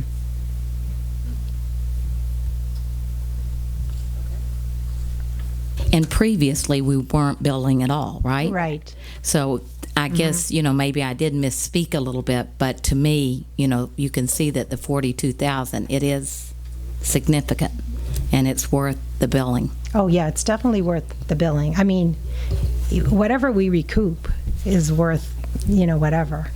Well, see, that I was my think- question, was because where I was confused was I thought that was what this person was doing. I'm like, okay, so they're costing 20 grand this year, but what I hear you saying is they might catch that up, but that's not the case at all. So I'm much more comfortable with it now. Mm-hmm. Yeah. Okay. So I have one more question. Sure. And is this the EdTech that you're adding now to the budget? Is this what you have listed, the administrators have listed as behavior specialist for the district? No. No. This is, okay. No, that's No. a different position. Totally different position. Yeah. Okay. I thought you were referring to the little one page that you have for director for the Department of Instructional Support, because this ed tech position is on that one page form that I'm going to share with you, which I've already explained. You have a super fast. In like 15 minutes from now. We'll have more questions about that when you come back. Okay, great. Lindsay. I don't want. I don't want to beat a dead horse, but I do want to make sure I understand this. So the reason for the addition of this ed tech line item is because of the population and the choices program Yes. required hiring this extra person, but you're also saying, Right. hey, but don't feel so bad about it because we're starting to do this billing and we're going to get some of it back. That's right. Okay. You got it. That's it. Okay. Okay. Can I ask one question about the revenue changes? The Hunter Road Fields contract increase of 13,445. Did we hold in the first iteration of the budget? Did we hold last year's income and expenses flat? That's correct. Okay, so we assumed it carried forward, even though we weren't sure what would happen. But okay, That's correct. Got it. Thank you. So I'm going to pass out another sheet because I think I had said with the list of positions that, you know, a lot of those were just like brainstorm positions, and that if you wanted me to spend more money, then I wanted to go back to the administrative team. So I'm just presenting you two different ideas tonight to just kind of update you that when we went back as administrators and looked if there was something additional you wanted to add to the budget, this is what the administrative team all agreed to would be the next three items. And I think that everyone maybe has already kind of spoken to these. So, but these are the three at the top. The literacy teacher at Durham Community School would be the first one, that he would be requesting a half-time literacy teacher to be working with specifically grades 6 through 8. And you heard Will say that currently the teachers are just differentiating in those areas. The next item would be to add 1 day to the RTI teacher that's currently at Pownell Elementary School to do the student support. And the third position would be an ed tech at the middle school that is similar to what you funded this year at DCS to really do the check-in and check-out with kids with behavioral needs. And we just, we ran the numbers on that, and we're showing you what that would increase in expenditure increase to 1.79% with a total tax impact of 3.40. With the caveat that we still have 2 contracts that we haven't settled. And that's it for my budget update. Dr. Foley, I just have one additional question, and it goes back to what you had said previously about Region 10. I just want to make sure I understand, will that just no longer show up in our budget? Is it being pulled out of the budget? So that's a great question, because what you'll see, and Michelle, you may want to go there just so that the minute that I say something wrong, you can correct me. Kind of like Bonnie just did. We will still be carrying in our budget the local share. So this is the piece that has left our budget is what we have received from the state for Region 10. Yeah, so there's still a little bit in there. I think it's about $72,000. So how is this a change? If the revenue went down and the expenses went down, then wouldn't that net to a? So you would think, except that our revenue ultimately overall went up by $124,000. So even with losing the $500 and some odd thousand for CTE, our revenue over last year is still $124,000 higher. And the expenses dropped out. That's correct.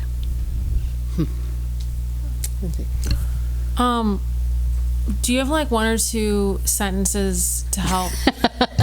Like people are gonna go like where's the what, like 124,642, like why are we getting money?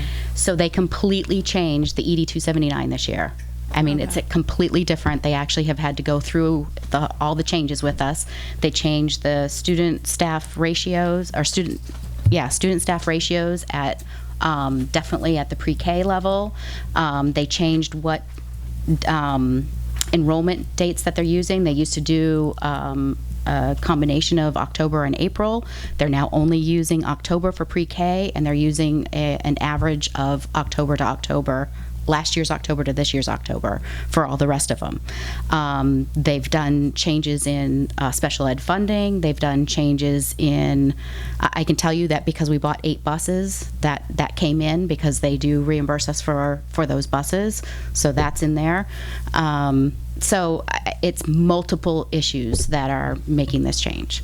And increased enrollment helps. Increased enrollment definitely helps. Definitely helps. That's really I mean, does this trickle down to like state budget legislation from last season? No, Like, because not the everybody pool- went up. Not everybody went up.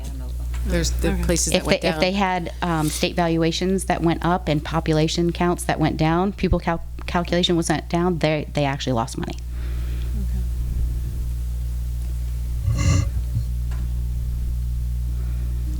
I'm going to do a Lindsay because I think we think the same way, and I'm newer. So to take out all of the jargon in what you just said, could we just say that's because the state completely changed their reimbursement formula? Would that paraphrase it? That would absolutely paraphrase it. Thank you. But there's multiple areas that they changed it and some that they left alone. And because everyone didn't go up, I'd hate to leave it at that. Because to me, by saying that, you infer that everyone went up, and there are districts that are really hurting. Correct. Because they've lost so much. Exactly. So can we really say that this is a one-time gift? Because if our valuation keeps going down, our enrollment keeps going up, then we'll get a second-time gift. So maybe we can look at it as something more fluid. The CTE expenses coming off would be a one-time. Yes. That was the one-time. Yeah, I think that's the one part. Yes. I will not predict what our subsidy is going to be from year to year. I mean, it's too much of a roller coaster ride. Correct. Okay. That's it. No option 3? Option 1 and 2? Okay. I figured there was a 2 coming when I saw option 1 at the top of the page. Okay. So that was the overall update, and now we're down to the last 5, right? Department heads with their budget review. First up is Seth Thompson for technology.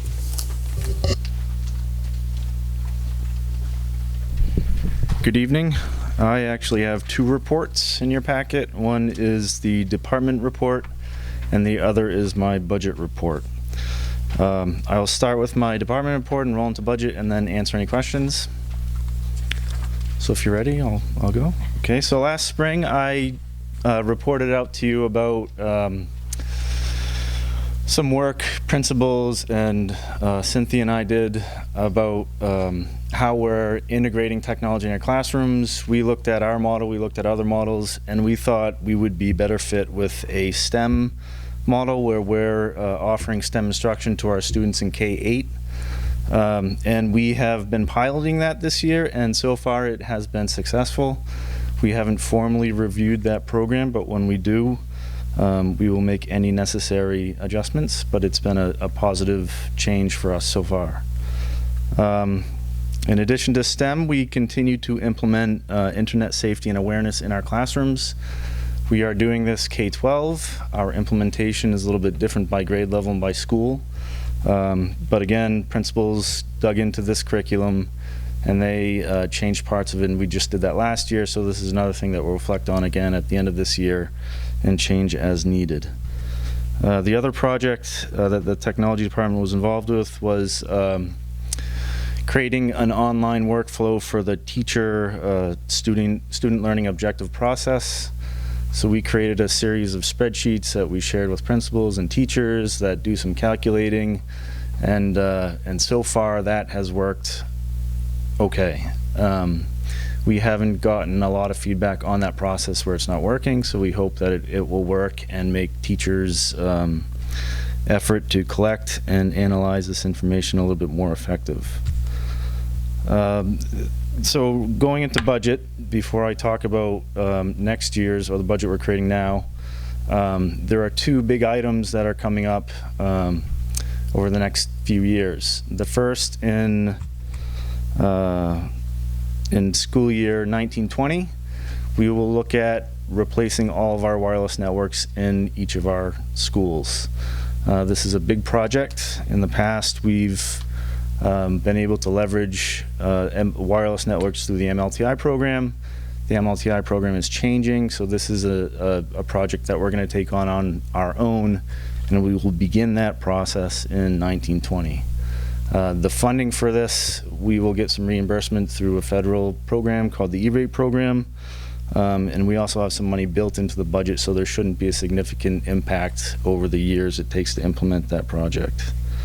The following year, in 2021, we will be reviewing our laptop program in grades 6 to 12, or the MLTI program.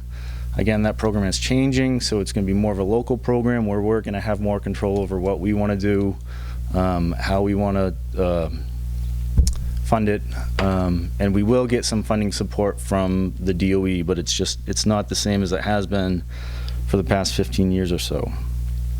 So those next few years, those are going to be some big projects that's going to drive the technology budget, but we should be able to cover those expenses.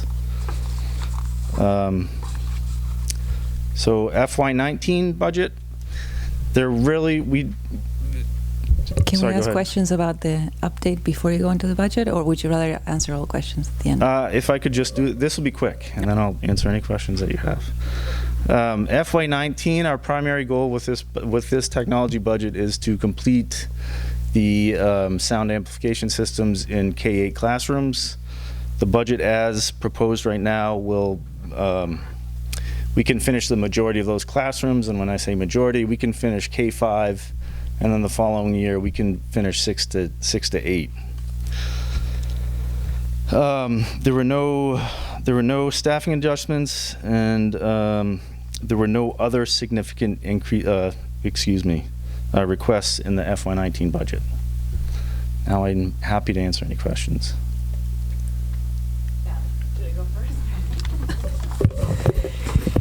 So since you're on the budget now, the last year you requested a technology technician? We did, yes. And you obviously didn't go into the budget. Correct.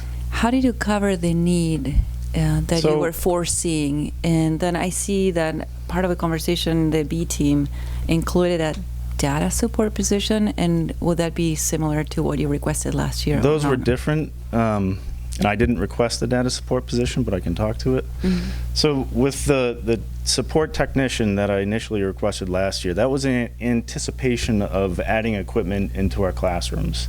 We haven't significantly added any equipment, but when we do, we need to think about adding support with those devices. So we're still basically, we have the same amount of equipment that we're supporting on a daily basis, essentially.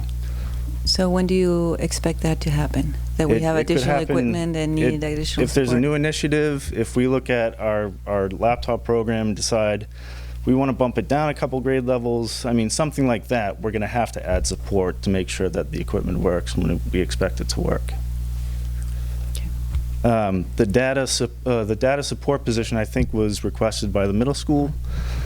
And I think in my conversation with Ray about that, Ray ran into some issues at the beginning of the school year where there's a lot going on. So we have data reports that are due in October, which consume quite a bit of time of the data specialist. We were also, at the same time, working on our proficiency-based grading, which you heard about tonight. So there were those competing items, but that was, Ray requested that, and he could probably speak more clearly to that.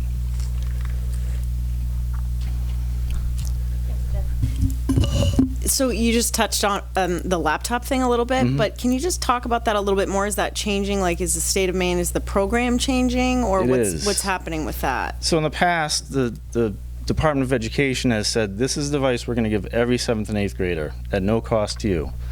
And if you want, you can buy extra devices for other grade levels. They're no longer going to do that. It's going to be a funding source where we'll get X amount of money to put towards a program that will meet their idea of what a one-to-one program should look like.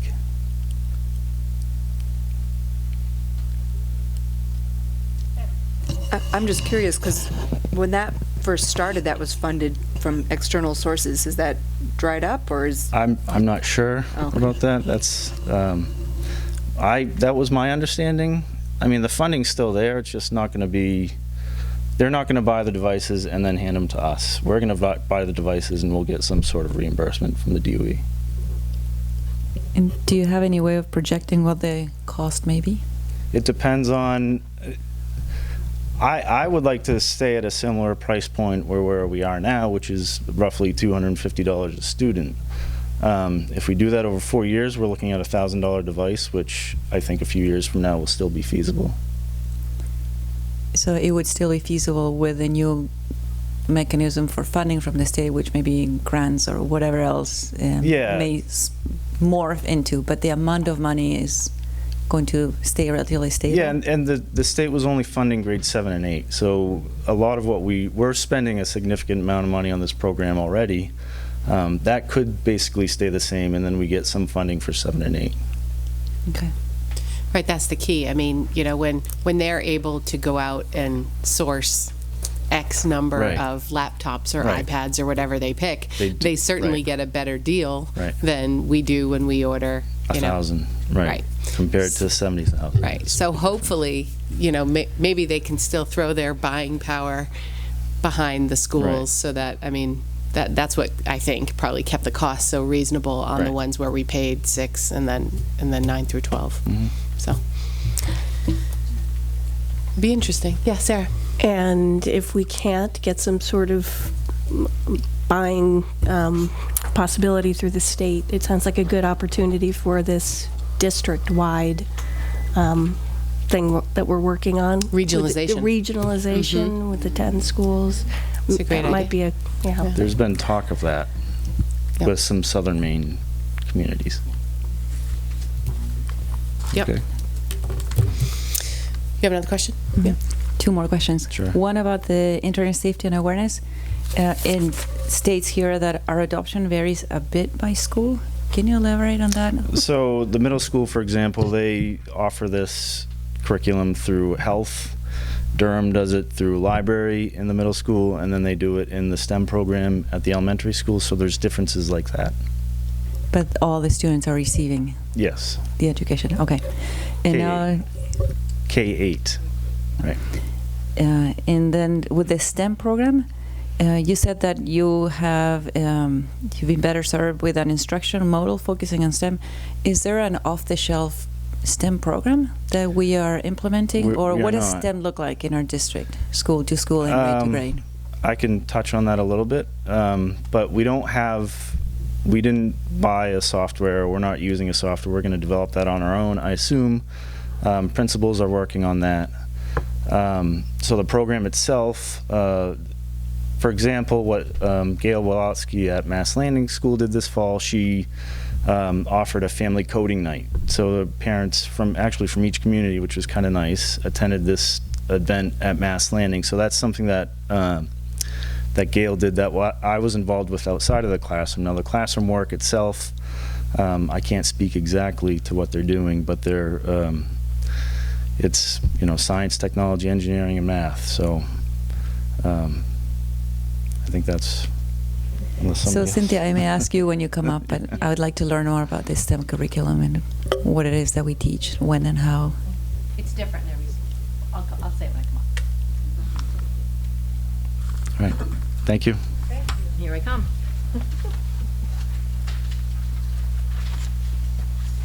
Okay.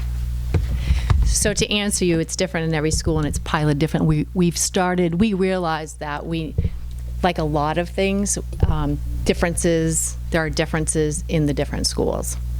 And we came together a few months ago and talked about where we want it to go. And so, as you know, Emily asked for that new person last year. And she's piloting this, and then we're all going to get together and look at what she's doing. We also have two totally different things going on in the other school in Durham. That person connects with the classroom teacher and pairs up maybe 2 months when a teacher is doing a particular unit in a particular grade, and they integrate it that way. And so she rotates through. So, and then we also have in Pownell it's different, and then there's also one of the teachers is retiring, so there's opportunity to really, there's some momentum on that, and I know Gail's really excited to work together in district-wide.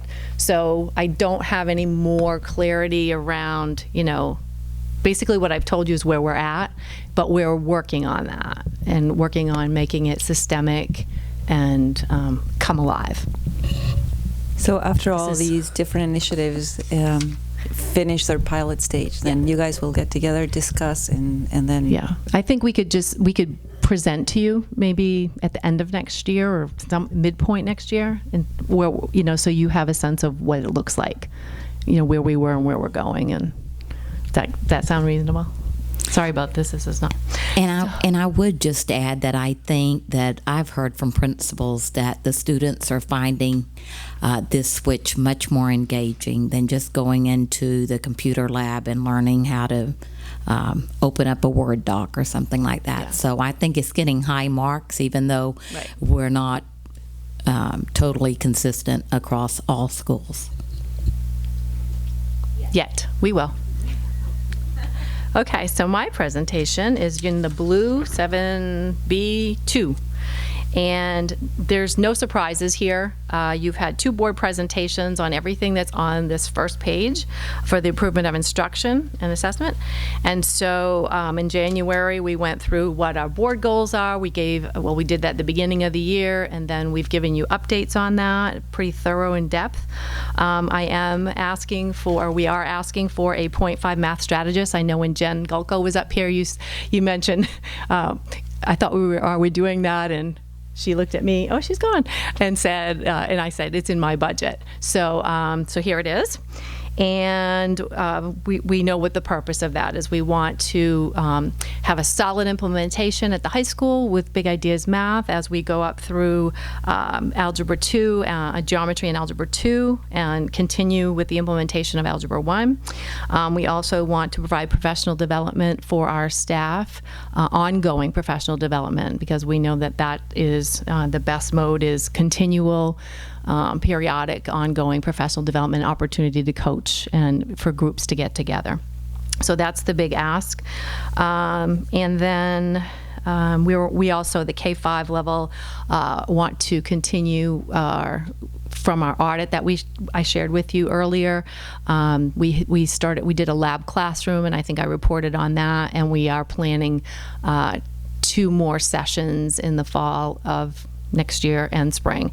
So so we have a lot of momentum going there, and so those are the asks there, and then the materials are supportive of that. So we have purchased all the materials for the middle school already, with the exception of 7th grade, because that's that group that was a larger 6th grade this year. So there's an extra. So we bought the materials. I'm looking at Michelle. She's looking at me. Okay. So we bought the materials. So I'll explain it now. So we bought the materials for the existing students in 6th grade. Most students have a particular book that they're working out of 7th grade and 8th grade, with the exception of that polynomials class. So we bought the number that we needed for this year. Now we have there's an extra 40 students that are. So I'm going to covering half of those, because part of those kids will be going in polynomials and won't need that book, but the other part I will. And what I usually do in my budget is I buy the first set of books when we're implementing something new, and then they go to the school budgets after that. So I'm taking care. Ray called me and and said, you know, I have an extra bubble of kids. Can you put those in your budget? And I said, absolutely, I will put those in my budget.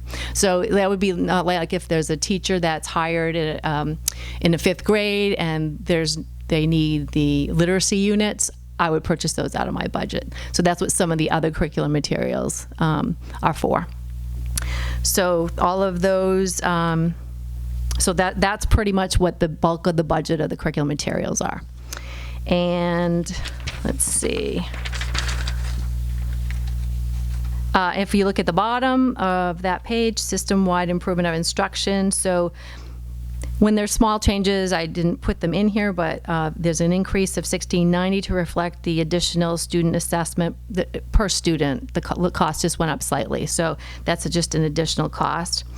For example, NEWA went up a little bit. It was 13 per student. So that's just to reflect that. We have shifted over from Durham and Freeport Middle School's budget 26.5 to the purchase professional line for K-8 because we had a consultant that we've contracted with for the last 3 years or so, and Kelly Smith, who provides coaching for our teachers in literacy. She is teacher college trained, and she provides workshops. She started doing lab classrooms this year, so it really should be in the district budget, especially where we have a contract with her. So it'll just be paid out of this pocket of money. So we shifted it over. So it's not an increase. It's not a reallocation. Yes. Okay. Yes, I should have said it. Thank you for clarifying that. And then the last bullet is just an increase to tuition. So with a lot of the budget items this year, Michelle did some historical looks at what our historical spending is, and I think a 3-year historical spending. And so this is for teachers who are taking college classes. And that's always hard to predict, but that's why that's a great one to use historical spending. And so we've just, because those are in my lines, so we've just increased that there. Okay. The next one is gifted and talented. Again, you had a full presentation in October.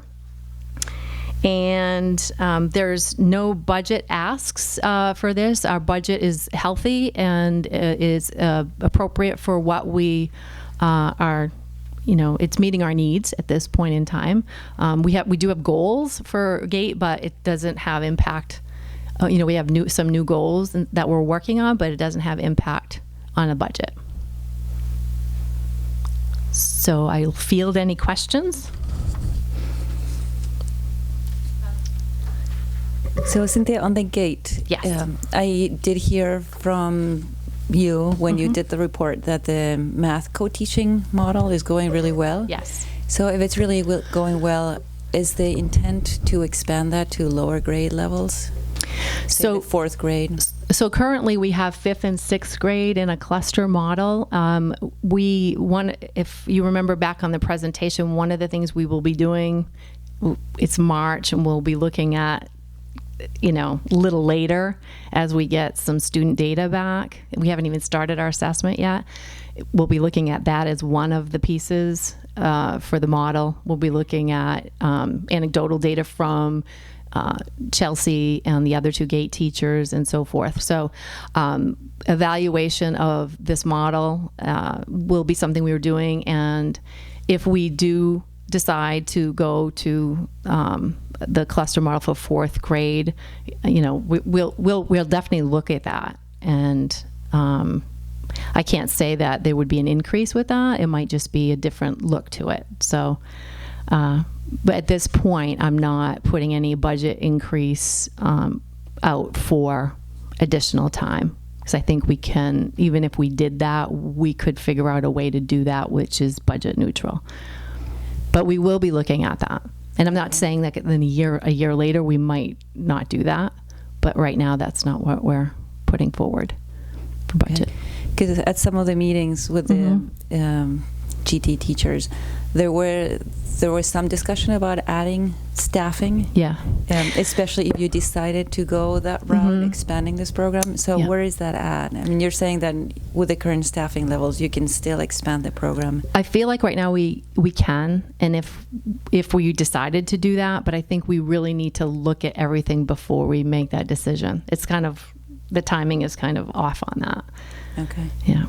Should we be thinking anything in contingency just in case, or what's your sense? We did talk about it. It was on the list, and we did talk about it, but when we looked at when we looked at the program, it didn't pop up to the level that we felt that there was a need at this time. And I know we do have contingency that if we did need to do a 0.5 and it was supported, I believe that we could do that. It's just so hard to ask for an expansion before we see the data. Right. That's why it is. It's like putting. That's why I'm asking about contingency and how do we handle this? Because if it's going really well, and it sounds like it is, right, it would be a shame to just have to put it on hold, meaning put the expansion on hold only because we didn't foresee that we may have an additional staffing need. What's our contingency in this budget? About 175. 175,000? Yes. Okay. So there is contingency, which we historically have not dipped into frequently. Okay. But we could. But we could, if we needed to. Kate? Cynthia, what do you mean by 5-6 cluster model? You don't mean 5 and 6 are clustered? No, they're not. Okay. No, they're the students that are GATE students are clustered together, and there's the support in that classroom. Yes. Great clarification. The lab classroom experiences. Yes. Is that for big ideas, like ways to like do hands-on math stuff? So lab classroom, it's a model that's not just used in math. We use it in literacy currently. So we have coaches that come in, and we have all of the teachers, like say you were all 4th grade teachers over here, and we meet together, and in the morning we look at what the lesson's going to be, what are the the instructional strategies that are going to be used, go into the classroom, teach. There's coaching on coaching, and then they go back, they look at the data, they take the student data and they look at that, and then they go back into the classroom again and follow up. It's really it's a lab. It's like you're learning and you're growing using this, the classroom as your pot of gold, I guess. So that's the best learning, because you can go and get theory and and then come back and try to implement an idea or two, but this is on the run, on the go, teaching and learning and implementing. And then reflective. So we've done that with literacy for a very long time. We have done it in this spring. We have done it with everyday math in 3 of the grade levels, and we have full plans to do it in all of the grade levels K-5 next year. We have great feedback from that from all of the teachers. It went really well, and I did attend that. And then tomorrow and Friday we are doing that with Big Ideas Math. I think I might have presented that we were doing that with 6th grade tomorrow, and then an 8th grade, and tomorrow's in Freeport at the middle school, and then 8th grade and the high school algebra teachers are coming too for the training in Durham tomorrow. So we have the consultant coming in, and our math strategist works alongside of them. So they work and plan together. Our math strategist works with the consultant, and our literacy strategist, our literacy strategists work with the coaches from outside. So it's learning on multiple levels, with the whole goal of student achievement. Did you have a follow-up, David? I'm good. Okay. The halftime strategist, I can't remember if I asked this of Jen or I just thought it. I feel like we had a halftime strategist position in the past that was very difficult to fill, given that it was halftime. So is this someone that we sort of have someone lined up, they're a halftime teacher now and they could take on this, or are we going to have a position that's really hard to fill? We have potential. So we have some potential prospect. Yep. I'm not sure how much you want me to. So of course it's going to be posted and advertised, and it's hard to get into specifics, but potentially it could be hard to fill, or not, and potentially maybe not. Right.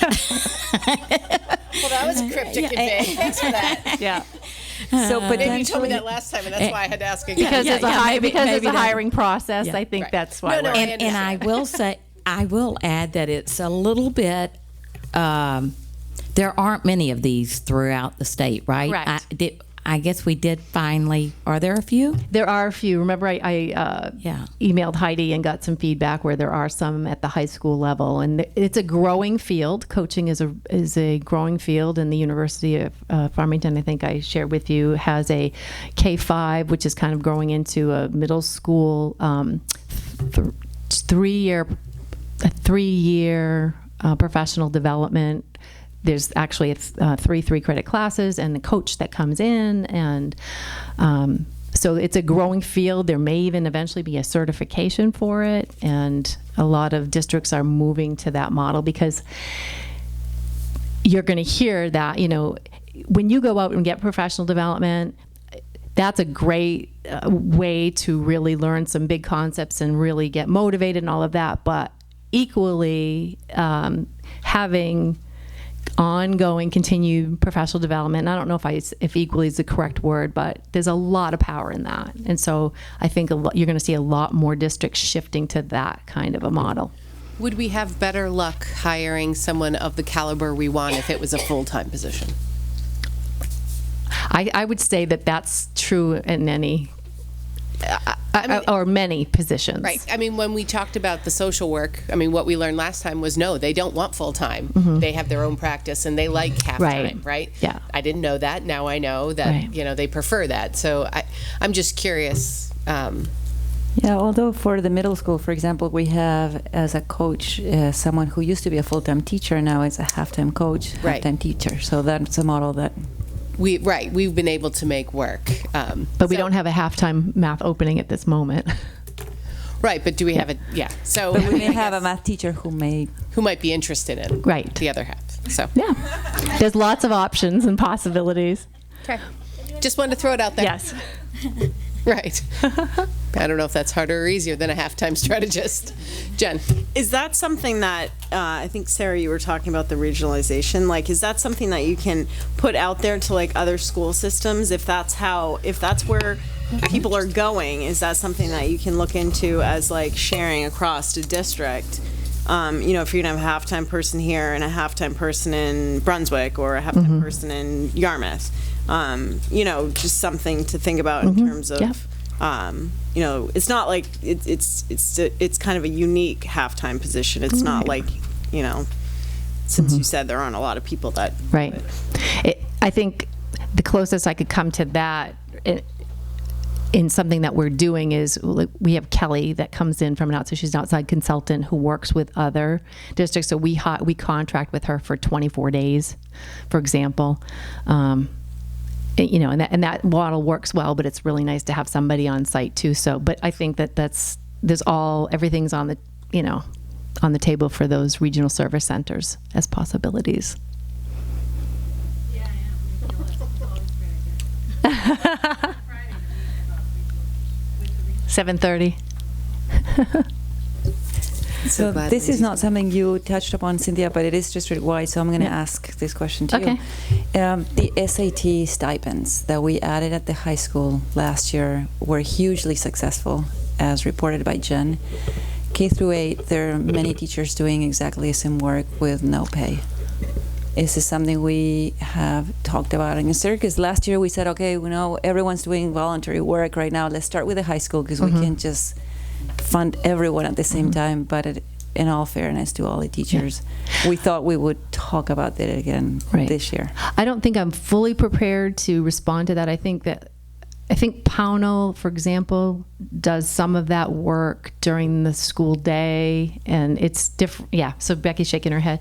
So if it's during their school day, they wouldn't get the stipend for that because it's part of their day. So I think the models are different in different buildings. Okay, so we're not asking elementary or K through 8 teachers to stay after hours to do student assistant team work. Not to my knowledge. I'm not. I just want to make sure that we can check on that. If we're asking people to volunteer, we are equitable across. I would agree. K through. I would agree. It didn't come up when we were brainstorming, but we can definitely check on it. Yeah. Okay, that'd be great. Thank you. Yeah. Any other questions for Cynthia? Thank you. Okay, next, Bonnie. I feel like I know what Bonnie's going to say already. I know, I'm back. All right. So I did my department report in January, and I explained page 1 a few minutes ago. So I guess I'm not sure what to say. So my budget worksheet, or whatever you call this, 7.B3. And so, the position that is listed here is essentially the one I described, that we ended up hiring a person in January, and this would continue on into next year. So that's it. Any questions? So I have a question. It may be for you, maybe for a principal. Sure. But I am hearing from parents at Moore Street School, where one of my kids attends, that there are behavior issues that are interfering with student learning. I'm not sure whether the behaviors are coming from kids with IEPs or without IEPs, but I'm hearing this repeatedly. And some of the parents did say that some of the kids who have IEPs go to Durham, but that because they're so young, that's not ideal, and some parents don't want to send the kids to Durham for, I don't know if it's choices or which program would be appropriate for them. But there seems to be a need there for behavior, and I just don't know whether you're the person to elaborate on that or answer that question. Yeah, I can answer that question. So we ended up actually with a group of students that we anticipated would, and they did actually. So last spring we planned our programs in the fall based on the students that we have in June, and we ended up with additional students who moved in for any number of reasons, and quite a few. Some of them had IEPs, but some of them did not. So some of them ended up, like right now, some are in the referral process. They moved here, this year. And so what we ended up doing, we had a fairly large group of students assigned to one classroom, and it just really wasn't working. Even though we ended up, supporting the teacher as much as we could, we needed to have 2 classrooms. So that's what we ended up doing. I would say probably in beginning of February. We split up the class, and I also contract with a board-certified behavior analyst, BCBA, who's a behavior specialist, and that person has been working with the 2 teachers. And I think if you were to observe now versus, if you were comparing, how students were doing a few months ago to now, it's like night and day. So we have 2 different classrooms. Students are, they're structured based on, the BCBA's recommendations, and students have done really well, actually.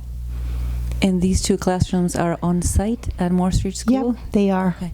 So how did you staff them? Because I didn't see any notification of extra staff being added in the middle of the year, or who's managing these 2 classrooms? So one of the teachers was already there. And then what we ended up doing is we hired a long-term sub who started in actually just a couple weeks ago through the end of the school year. And the reason we're doing it for as a, just a few, what is it, 7 months, 6 months, not even that. It's like 4 months maybe, is because our population's going to change a little bit next year. We're going to have some second graders from Moore Street moving up to third. And, we have some CDS students coming in. We may not need, the teachers that we have. We're not sure about that, but rather than put a full-time permanent position, well, not full-time, she is full-time, a permanent position, we opted for a long-term sub. And what we're going to do is evaluate the students that are moving on to the next school or the next grade and the students who are moving in.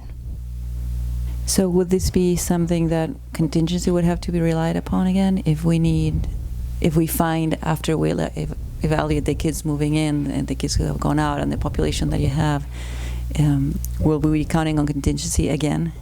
I'm not sure. Not that we shouldn't, but I just want to get a sense of, okay, what are the possible taps into contingency for next year? I'm not anticipating we're going to need another teacher in the district.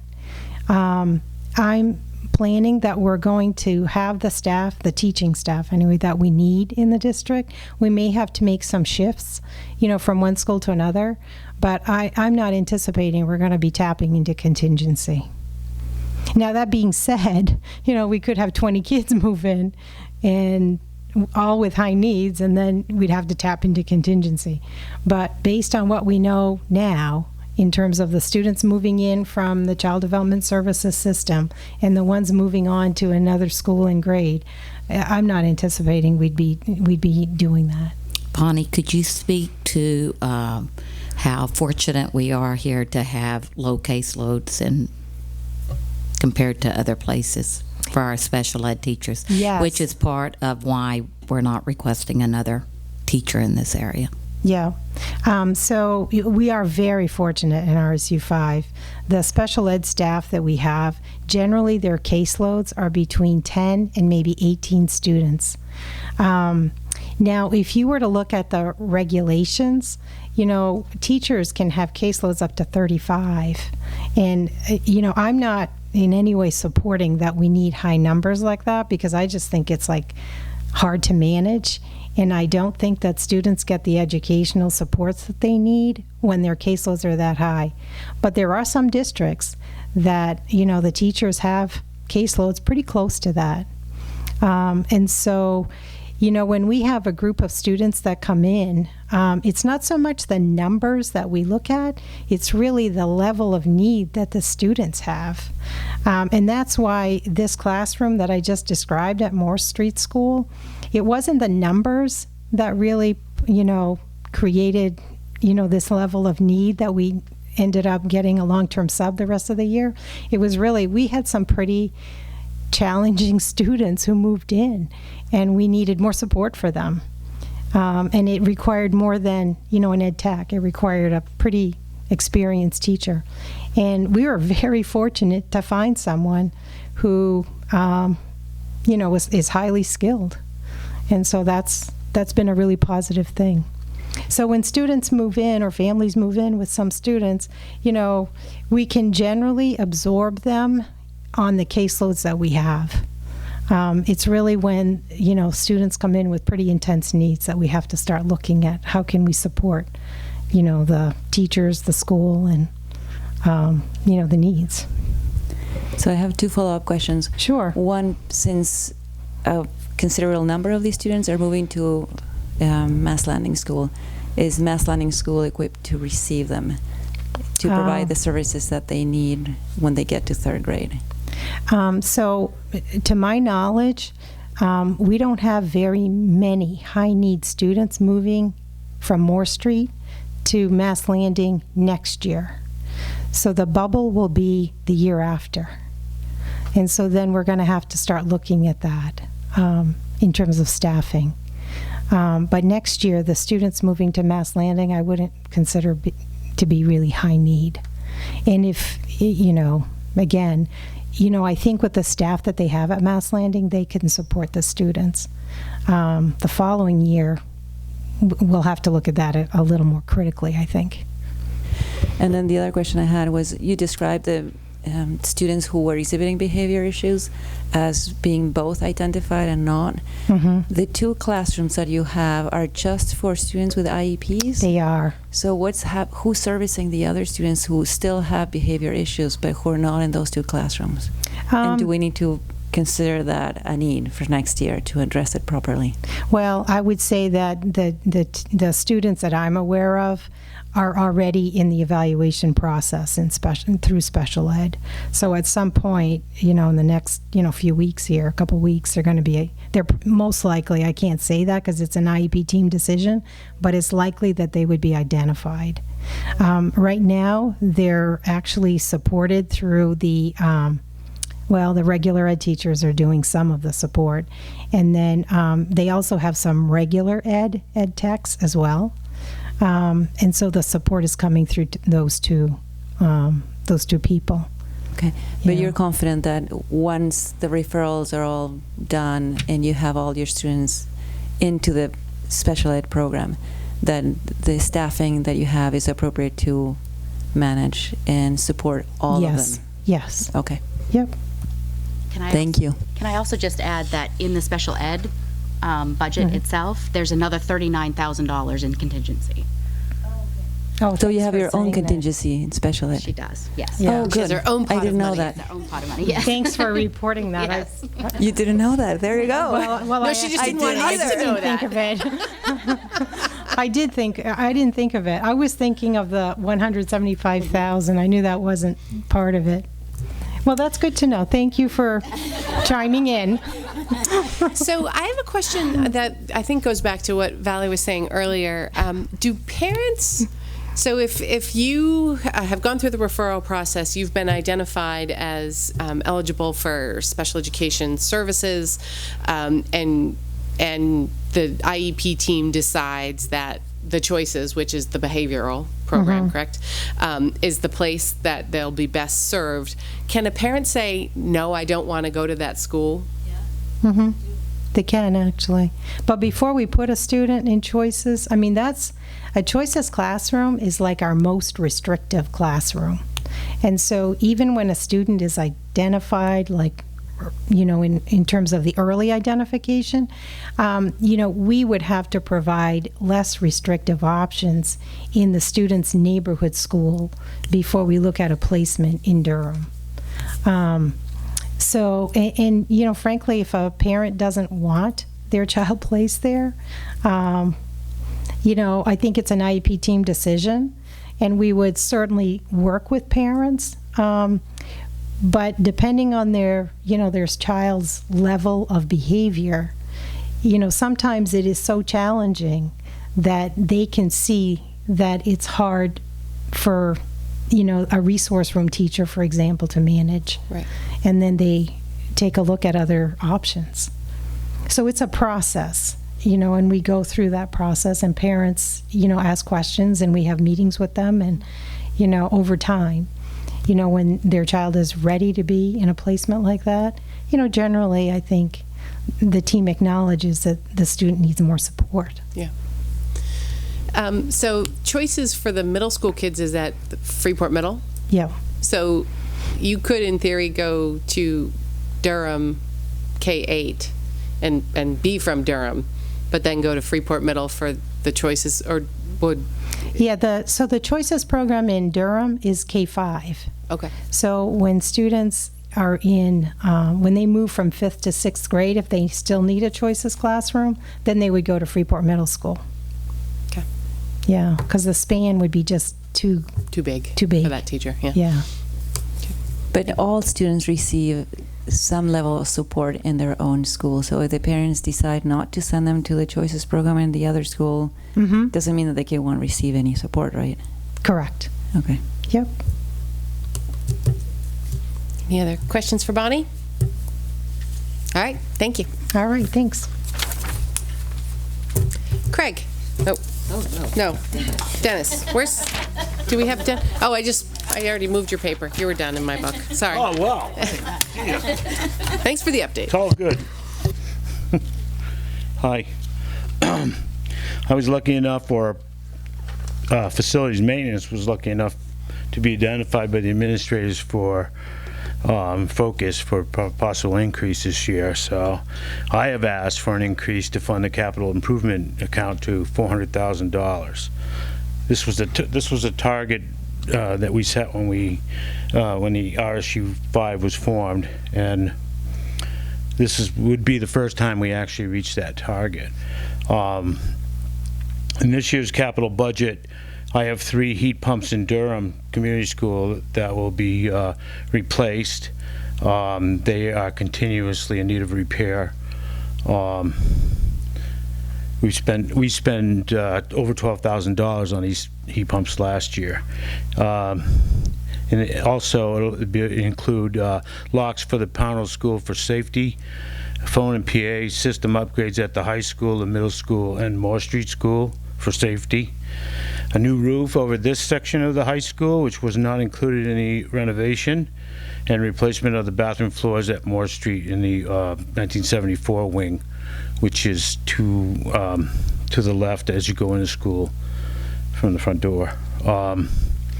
This year we also requested 2 new buses to replace 2 older buses. One is 17 years old, and that's pushing 200,000 miles, and the other one is 12 years old. They both have, well, that one has over 100,000 miles on it. Last year we got a full-time equivalent custodian here at the high school to cover the extra square footage on the renovation. That's worked out really well. And we replaced, we hired 5 drivers to replace the former Beaumont contracted drivers. This year, we're asking for a half-time van driver. We put a half-time van driver in the budget for our district placements. Also in the budget this year, plowing is an increase. Our plow company has not increased the budget, not increased their rates in over 4 years. And with the changes to the high school parking lot, and we actually increased the size, we added a ton of curbs. It's a lot of work for him. He has to use his loader that much more often. A bus storage area at the town garage will experience an increase in electricity because of metering changes over there. Moore Street Gym hasn't been painted in 20 years. She's asked for that gym to be painted. We're taking that under consideration. Changing to the artificial turf from grass is a reduction in costs within the maintenance cost center. We think we reduced our field paint, of course, because every line is painted in. There's no more fertilizer. You're not going to fertilize a plastic field. It's not plastic. You know what I mean, though. And there's no gold mouth repairs and things like that. So we saved a lot of labor, but we still have 25 acres that we cover. So, and we do a very good job at that. But we try to reduce the budget by about $18,000. The first year of maintenance will really prove that out, but we've never really had to maintain a turf field before, but we have the capability of doing it with our crew, so we're kind of looking forward to that. We've reduced the seasonal worker because of the field, but we also picked up Hunter Road field again, so there's some changes in the way we're going to do things with some labor there, but I think we've got that figured out. And we've also began establishing a reserve account to replace the turf or the track surface. We started with $35,000 in this year's budget. So that's where we're headed this year.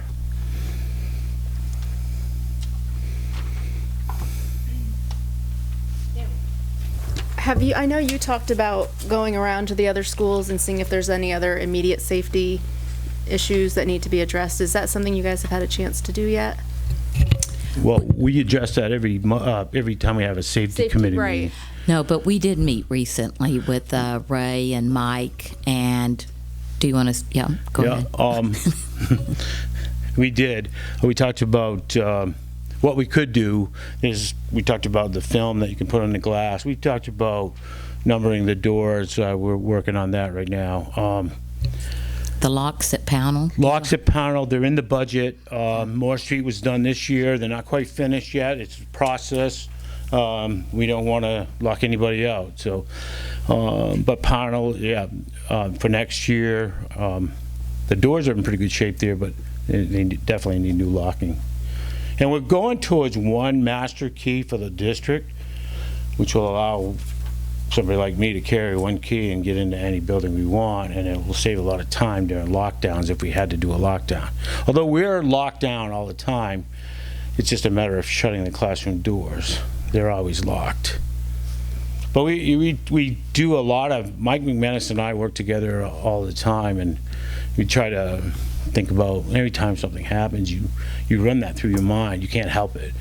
So I would say that was the biggest thing that we came up with, was getting the locks done as quickly as possible. Right, and we talked about that film, and we were going to do an experiment on that and try to figure out what it would cost to do at least the front entryways. For what? I'm sorry? It's a film that you put on the windows. You can see through it, and it's bulletproof, basically. It's not totally, but it would take you a while to get through. Which time is always the saving factor. I'm sorry. Yeah. Are we approaching other school districts, other states, other entities that might have best practices around this? I haven't done that, but I think Mike McManus does that quite often. He has all the skinny on most of the stuff that happens. He spends a lot of time with it. And he brings it up during the safety committee meetings, so he's pretty knowledgeable. He is. He's got a lot of inside cop information. I should hope so. That's what it is. Is there any way of asking him for some sort of report or you know? Well, I mean, we do meet as a safety committee, and that's exactly what we do, is look at, you know, how can we be safer? Yes, but that is a committee that never reports out to the full board. Right. Oh. But it's also just a conversation that's sort of within, you know, it's kind of a bubble. So I would love to see Mike and Mike go out to other groups and bring something back that is best practices that are being done elsewhere. Well, we could definitely have a board report out at some point around that, if that's the request. Yeah.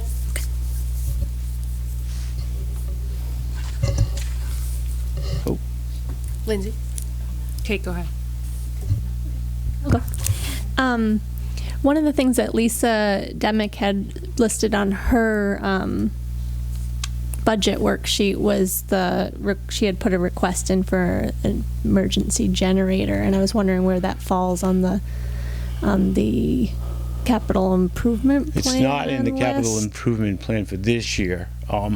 Although I've been asked to price out a smaller generator, the generator that we really need to run the whole building is about $40,000 to $50,000. I've been asked to price out a smaller generator to keep the heat and the lights and the emergency radios and things like that going. And actually, we just talked about it the other day. So I haven't gotten the price yet, but we can consider that. Yeah, we're always thinking, Lisa's a big advocate for that. She mentioned it today, actually. Yes, they did. They lost power today. Yeah. Yeah. Much like Durham, their generator does not light every room, but it does the hallways, and so what Lisa had spoken to us about is if it were a smaller one, they have great windows in every classroom, and she feels like, you know, that would be fine, but it's more the water and the heat. The well, the heat, and some power. Yeah, it is. I mean, there was in October, it was, you know, it would have been plenty light in the classrooms. It's just a matter of being able to, well, I guess food is an issue, and then flushing the toilets, that sort of thing. Right. In October, that was the windstorm. Getting them to school would have been the big problem that day, or those 2 days. But they were out long after everybody else was back because they still had no power. So correct, and it really isn't a food issue because we can. I can bring it in. We can bring it in. Becky's going to bring them lunch. Exactly, but it's more. It really is the heat and the flushing the toilets. Yeah. So when the power went out for today, does that take out the locking of the door? Does that affect that? No. The front door? The door is locked. System, so the buzzer unlocks buzzer, it temporarily. Okay. It fails to lock. It fails if the power goes out. It locks. Right. You have to go and open it. Right. Better that than the other way around, though. So. Right. So do all the other schools, like the middle school in Moore Street and Mass Landing, and high school, do they all have generators? No. The only school that has a generator is Durham School. Okay, so why? I think it's the propensity to lose power there is quite a bit higher. Okay. All right, so we don't want to solve whatever problem that might be? The power lines? Well, I think that would be a central main power thing, unfortunately. That tends to be trees. But why if it is a tree thing, is it in specific areas, and do they need to cut? I mean, there are things that you can do. You know, you're right. Cut And trees they've back. done a pretty good job. We lose power a lot less than we used to there. But, you know, it's not perfect yet. There's lots of yets. This is kind of a good segue into my request. As I go to this regionalization meeting, and after having been at the Tri-Town meeting, the concept of solar came up for the town of Freeport. They're going to be doing a lot of, there's kind of progress on that front to, Right. you know, power using the sun. I know you've expressed in years past interest in that. Could we like set some sort of goal to have like an energy report where you report back to us on the latest financial analysis of, you know, what solar costs, what Yes. gains we would get from that? And also, I mean, that brings the point, like, you know, maybe we wouldn't need a generator if we had like solar and battery system that allowed us to, you know, And we have be the able- great roofs for it, that's for sure. and we have just have said so the many same like thing. We have these great rooftops and, you know, fields and all this We stuff. have It's solar in Durham for domestic hot water, so. Do we really? We're not strangers to that, but, Yeah. And I just thought, like, well, what if there were momentum, regional momentum, to do some sort of, you know, implementation system? Well, and that's there's, I mean, using there's buying companies power. like Revision Energy. I mean, they've done a lot of I think they did like Thornton Academy, or they do a lot of those private schools that don't need the tax benefits of solar, but they buy back the tax credits and then they give you money in exchange. And so, I mean, you can make it a lot more reasonably cost. right, performance contracting It's is kind of another complicated, but I way mean, to there's ways to do it. but So how do we, like, get that in the priorities? I can start asking those questions. I have in the past, but it's time to probably open that door. This is the first year you haven't told us our savings of going to natural gas, so now you need to find a new renewable energy. I thought of that too, and I wanted to say it, but I thought that was getting old. So now you can move on never to gets solar. old. Right? Yes, that'd be a good way to go. And you're right, I think Revision is the company that does a lot of that. Oh, I can try to contact Revision. I think they've tried to contact me before. I'm not 100%. I'm not sure, but I'll look into it. Yeah, and there are other companies that do it. I mean, the town of Freeport is constantly looking at it. So Peter Well, Joseph I'd would love have to a be lot of able good to information. include that in my October report. That would be That great. would be great. And yeah, call Peter Joseph and, you know, get all their Sure. info. And because he offered it. He did at this recent meeting. He said, And we've Lee done a Harris- lot of research, and so why have two people doing the same research? Okay. And Dennis Lee Harris, he's not a town Yeah. employee because they're their own entity, the Freeport Sewer District. Yep. But they installed a huge array of solar, and they do a lot of their work with that energy. Nice. I'd love to do it. Yeah. It's exciting. Thank you. Thank you. Thank you. Good idea. Anything else? Any other questions for Dennis? Now it's Craig's turn. Now it's Craig's turn. Last but not least, Craig. I always follow Dennis. So good evening. What key issues and priorities are we trying to address? Well, there's a couple. One, we're going to continue the budget phase-in, and it looks like it's coming to an end until we add something else, and I'll just add another year and come to you again. But it does look like we're coming to an end. It's been a long process.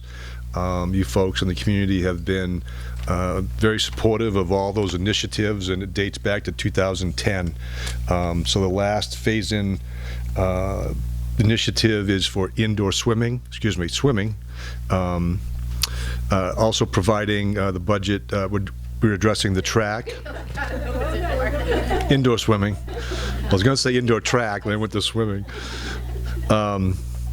This budget also, one of the priorities is to fund home track meets that we've never had before. So those two items are in the budget. The priorities, a lot of those priorities really don't adhere itself too well to athletics, but one of them was create a long-term plan, and I think we're coming to the end of that long-term plan, which is a budget phase-in plan. We've looked and reviewed and revised that annually, and again, like I said, it looks like this is the end of that plan. So until we add something else, or you folks add something else, I think we'll just go with everything we already have. Projected enrollments, I think you've seen this before in a previous report of mine. Those are all the participation numbers for fall, winter, and spring for Durham, Freeport Middle, and Freeport High School. Last year, we added staffing. Actually for this year, we added a head coach for unified basketball, an assistant coach for unified basketball, and the correct terminology is fitness center coach. In this budget, we have added a Durham Community School girls C basketball coach. The teacher's contract listed boys A, B, and C coaches, and the girls only A and B. So we're actually, I think, working with the union to strike just boys and girls from the contract. You don't need to list boys varsity basketball coach and girls varsity basketball coach. They get the same stipend, so just varsity coach.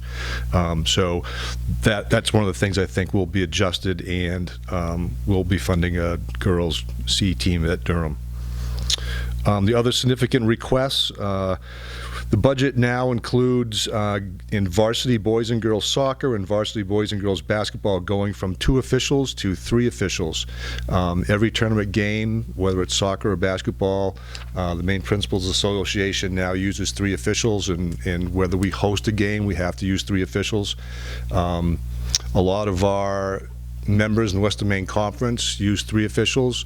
We're one of the only soccer schools or schools in our conference that doesn't use 3 for soccer. I think the way that the game has progressed, kids are bigger, taller, stronger, faster, and I think it provides a much safer environment. We've also increased the number of Nordic ski passes, and the cost of the Nordic ski passes at Pineland over a 2-year period have gone from $45 a pass to $65. And that allows them, I want to get this right, they can ski at Pineland, but they also can ski somewhere else. And I don't know where that someplace is off the top of my head. Sorry.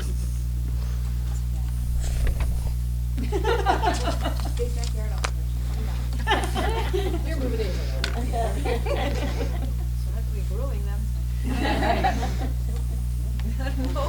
It's all.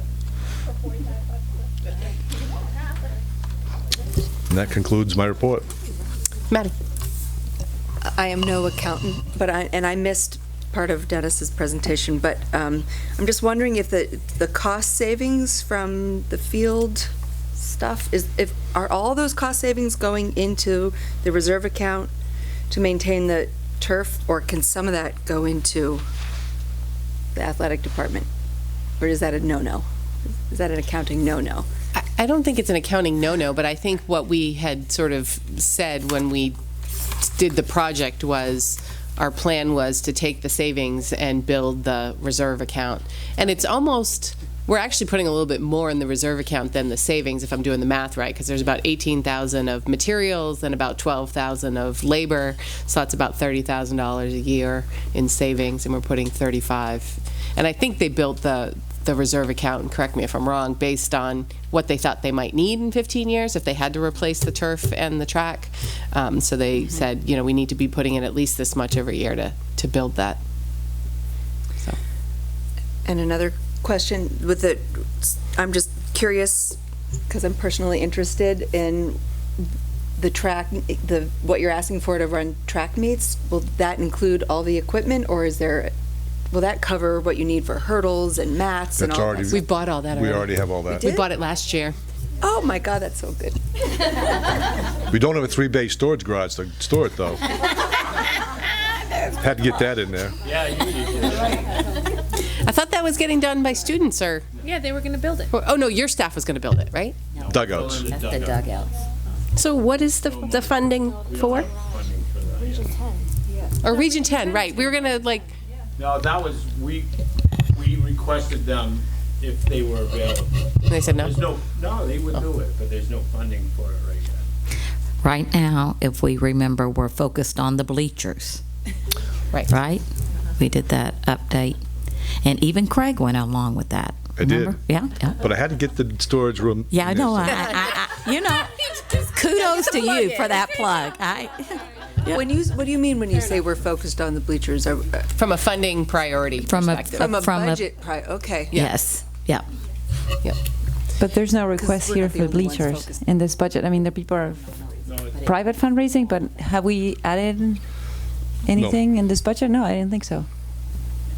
Yeah, no, I think it's from the remainder from the proceeds we have already for the Right. track and field, And as new well as some funding. additional fundraising Right.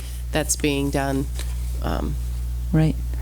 So I'm going to fall for Craig's plug, but we're not putting any money for the bleachers because it's being taken from elsewhere.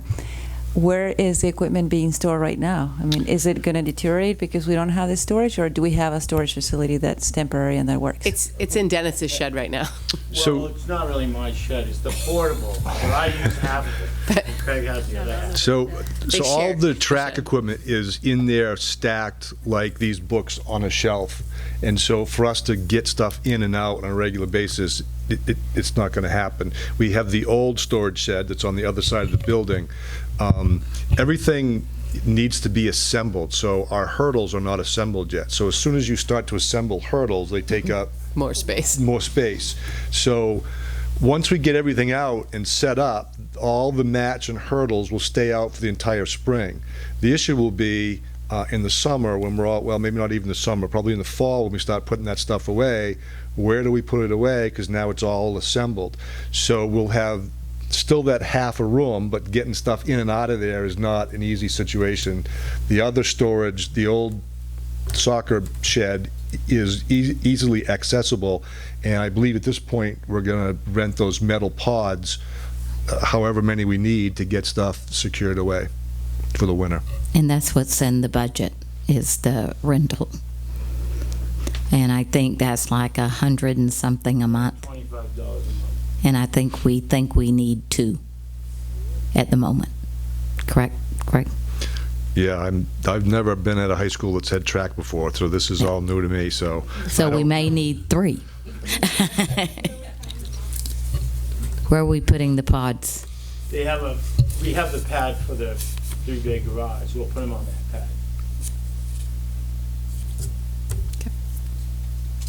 So for the track meets, the home track meets, there's a cost associated with them, but aren't we selling tickets? And how much revenue do we expect to get? And is that going to go to boosters, or are we keeping it ourselves to fund? So my colleagues in the Western Maine Conference, the kind of the guiding rule is if you turn on lights, you charge admission.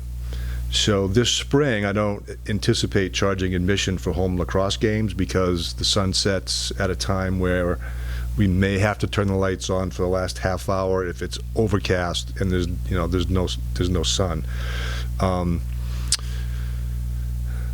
So at this point, we haven't really determined where those funds will go. Some of those schools return the money to the general fund. Some of those schools keep it in the athletic department. Some of those schools use it, who have track and turfs, to put it along the same account with the $35,000. It's not a lot of money, but it is substantial. So this last fall, when Freeport football team went to Yarmouth, we were both 1-7. And they took in $2,000 at the gate. Now you're only going to have 4 home games, so at best, that's $8,000. $8,000 compared to $400,000 to replace the turf, but it's at least something, and we're doing our part, I think. And I have no idea what to expect from gates. It's going to depend on who we're playing, if it's Yarmouth or if it's Socopee. I mean, and if it's if the boys are 14-0, then they're going to bring in more people than if you're 0-14. So there's a lot of variables there. So there has been a lot of encouragement to be putting that back into the reserve account and adding to that. Or offsetting the cost of having these home track meets. And what's included in the cost? I mean, why do they cost $2,350? So we need to hire a timing company to come in time. And that's 3 people as well. So not only do you have to pay for their equipment, you're paying for 3 people. You have to have a meet judge, the meet director. Then you have to have. There's close to 20 people that work a track meet, and I have a hard time finding people to take tickets if I don't pay them. So all that money goes to pay. For a high school track meet, you have to have adults, and so adults are the ones that you're paying. For middle school meets, the high school kids actually do the measuring and help out and run the meets. You still have to hire a timing system. You still have to have someone to organize that. So those are the costs. And my understanding is we'll host 3 meets a year. It'll either be 1 high school and 2 middle school, or 2 high school and 1 middle school. It kind of rotates, so every athletic director I've spoken to said track meets are the worst thing to have, because it's just, you got to have tons of people, and where do you find these people? And but it all seems to work, and we'll make it work. Do you charge? Yeah. Do you charge admissions for track meets? They don't. Don't. If we host the Western Maine Conference Championship meet, if we host a state championship meet, we would. That's my question. Are you going to try to steal that away from Lake Region? Not this year, no way. I don't even know who our people are. I don't even know who our people are. So the plan actually is Yarmouth is hosting a meet earlier in the year, and we will send our people, who I don't even know who our people are yet, we'll send our people down to Yarmouth to shadow. And then when we host a meet, not all of their people will come, but some of their people will come to kind of walk us through it, because it's pretty entailed. I mean, you got to do things correctly, and hopefully. May 18th is our high school home meet. I would put this in the same category as gate fees. What about rental fees for use of the field for like the outside soccer clubs and things like that? I think so. All the people who are going to, from the outside, who are going to rent that, are going to go through community ed, and I think community ed is establishing the same kind of rental fees to go into this fund. It's not going to be a lot, because it's going to be used an awful lot by our own folks. In talking with other ADs, it really isn't a big moneymaker, because your own groups and your own community groups, Freeport United, will want to gobble up as much time as they can on that. Freeport United doesn't pay for the rental? Well, they do, but because it's a local group, significantly less than if it was someone from Portland coming up to use our facility. And you're saying the community programs will flag that and it'll go into the reserve fund? I don't think it would automatically do that. We'd have to tell them to do that. I think it would go in similar to any rental. Well, Michelle's going to tell us. So it would become a revenue, and of course we wouldn't know what that amount is until the end of the year. So it would end up, we would have to vote on it the following year to say we're taking this much of, because it would end up going into the undesignated fund balance. Does that make sense? Because we'd have more revenue than expenses. And then we would say, of that undesignated fund balance, this amount we want to put into this reserve account, and that's the amount that we raised in fees. And are we planning to do that, or you need the board to say to do that? I think we were planning to track to see how much it is. It's interesting, when we were out at Pownell, somebody asked that question at the selectmen meeting, and they said, well, I know it's already been booked, and I'm like, well, and it's already been paid for. And it's already been paid for, because I said, I don't think, we may not take anything in this year. And Michelle was explaining that it would be a vote at the annual budget meeting. Correct. And he said, no, it's already been paid. So we both came back and we talked to David, and he's like, I don't have anything. So, checks in the mail. But I think we definitely are going to track it, and then it would be a decision by the board to move that. But I don't think we need to make that decision tonight. Right now, there's nothing to vote on. Right. Exactly. So let's just exactly zero. Right, and we don't lose anything by, we wouldn't move it until May of next year anyway. That is correct. It would have to be a full year from now. But you'll be tracking it. You'll know. Okay. Yeah, I just want to make sure we're tracking. Yes, all I'm going to of that have a stuff separate income account just for that. But Michelle, if we really did have a check sitting at the office, we could vote on that this year at the annual budget meeting, because it would be in this fiscal year. Yes. But I just want to be clear, right now we have zero. We have zero. Which is what I thought when I was at that meeting, but somebody else, how when people are really, would you like they're really sure, you start maybe so. Because I was even like, well, I haven't seen that check, but I'll go back and look. No, we haven't received anything yet. I have one more question on the girls C basketball staffing adjustment. I guess this applies to both C teams, boys and girls at DCS. Does this allow for sixth graders to play? Yep. And do we offer the opportunity for students at Freeport Middle School to participate on those teams? We offer the sixth graders an opportunity to play on Freeport Middle School teams if we have enough room. So at Freeport we have 8th and 7th grade teams, and then we have what's called an A team. And the 7th and 8th graders that aren't selected for the 8th and 7th, which is most of the time that everybody is on that team, but there are years when the 8th grade has 20 kids coming out for 12 spots. We'll put those kids on the A team and invite out 6th graders to help fill out that team. This year we did not have a girls' A team at Freeport Middle School because every 6th grader who wanted to play helped fill out the 8th and 7th grade teams. No sixth grade boys were allowed to play basketball this year. That Freeport Middle School? Mm-hmm. Because our 8th and 7th grade were filled out the A team as well. Filled out the A team as well. So in that instance, was there room on the Durham team? I don't think they had a team either because they had no coach. I mean, I think it was funded, but they couldn't find anybody to coach. Yeah, they had a combined boys and girls C. Oh, yeah, that's right. Okay. I just remember seeing lots of emails like, does anybody know how to coach?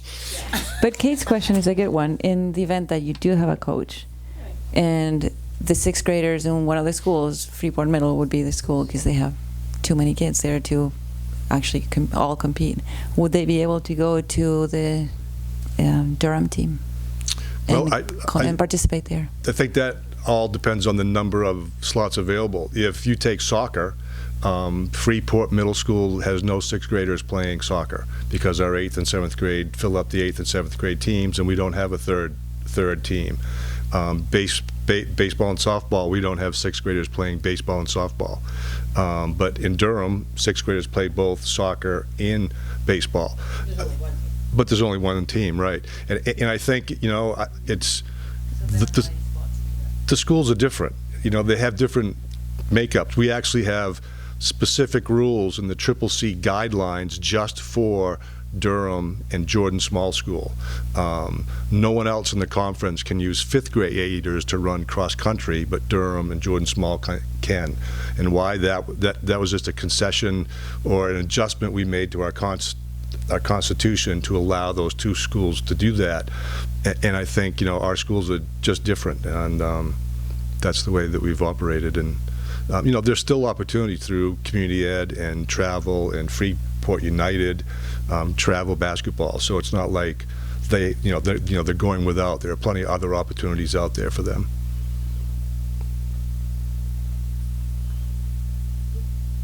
Do you feel that not having these 6th grade teams is detrimental to the athletic program and developing it into a competitive program?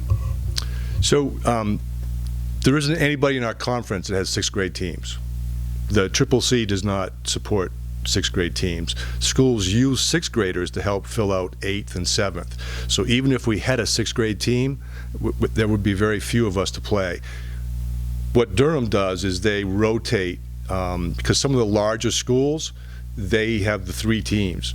And so Durham sometimes uses their C team to play against Falmouth's 3rd team. And that's a good competitive matchup. So like I just said, they are still playing, they're just not playing on a school team.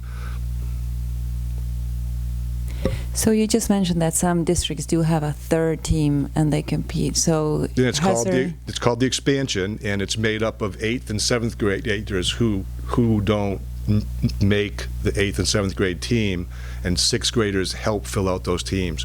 In some schools, they don't allow 6th grade participation at all. I understand that. Now my question is, they do have the 3rd team that could compete with our 3rd team if we had it. I understand that now we don't, and that some other districts don't, but if we wanted to pursue this, there would be an array of teams that are 3rd teams that we could compete against. and thus allows We some did of the have a sixth third graders. team. At Freeport Middle School, we had an 8th grade team, a 7th grade team, and then we had an A team. Right, but And- just for basketball, not for soccer, not Right. for baseball, not for lacrosse.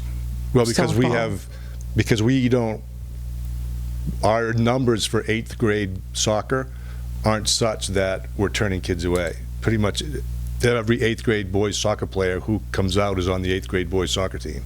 So, whereas in basketball, you have a more confined place. Instead of 24 kids, 28 kids on a team, you're kind of limited to 12, maybe 15.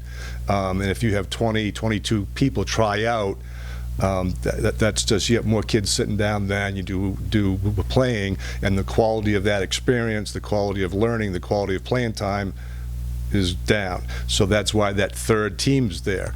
In soccer, it's 11 people out there in the field, and no one gets turned away. And we don't have for 8th and 7th graders, we don't need a third team in soccer. Right, but I'm just following up on what Kate was saying. It wouldn't be necessarily so that all the 7th and 8th graders can compete, because they can, but have that 3rd grade team be like a grooming team for the 6th graders, to give them an opportunity to compete. Because it is true that the 6th graders have much, I mean, they don't have much. So in terms I would of not recommend competitive that teams. for a number of reasons. One, facilities. We already have 4 soccer teams on one field at Freeport Middle School. We have 2 soccer teams on one field at Durham. You're going to have to hire a coach. We have a hard time filling coaching positions as is. So that's another coaching stipend. The officials for the game, and then transportation for away games, and another set of uniforms. 6th graders who want to play soccer have all kinds of opportunities to play, either through community programs or our local travel teams. They don't turn anybody away either.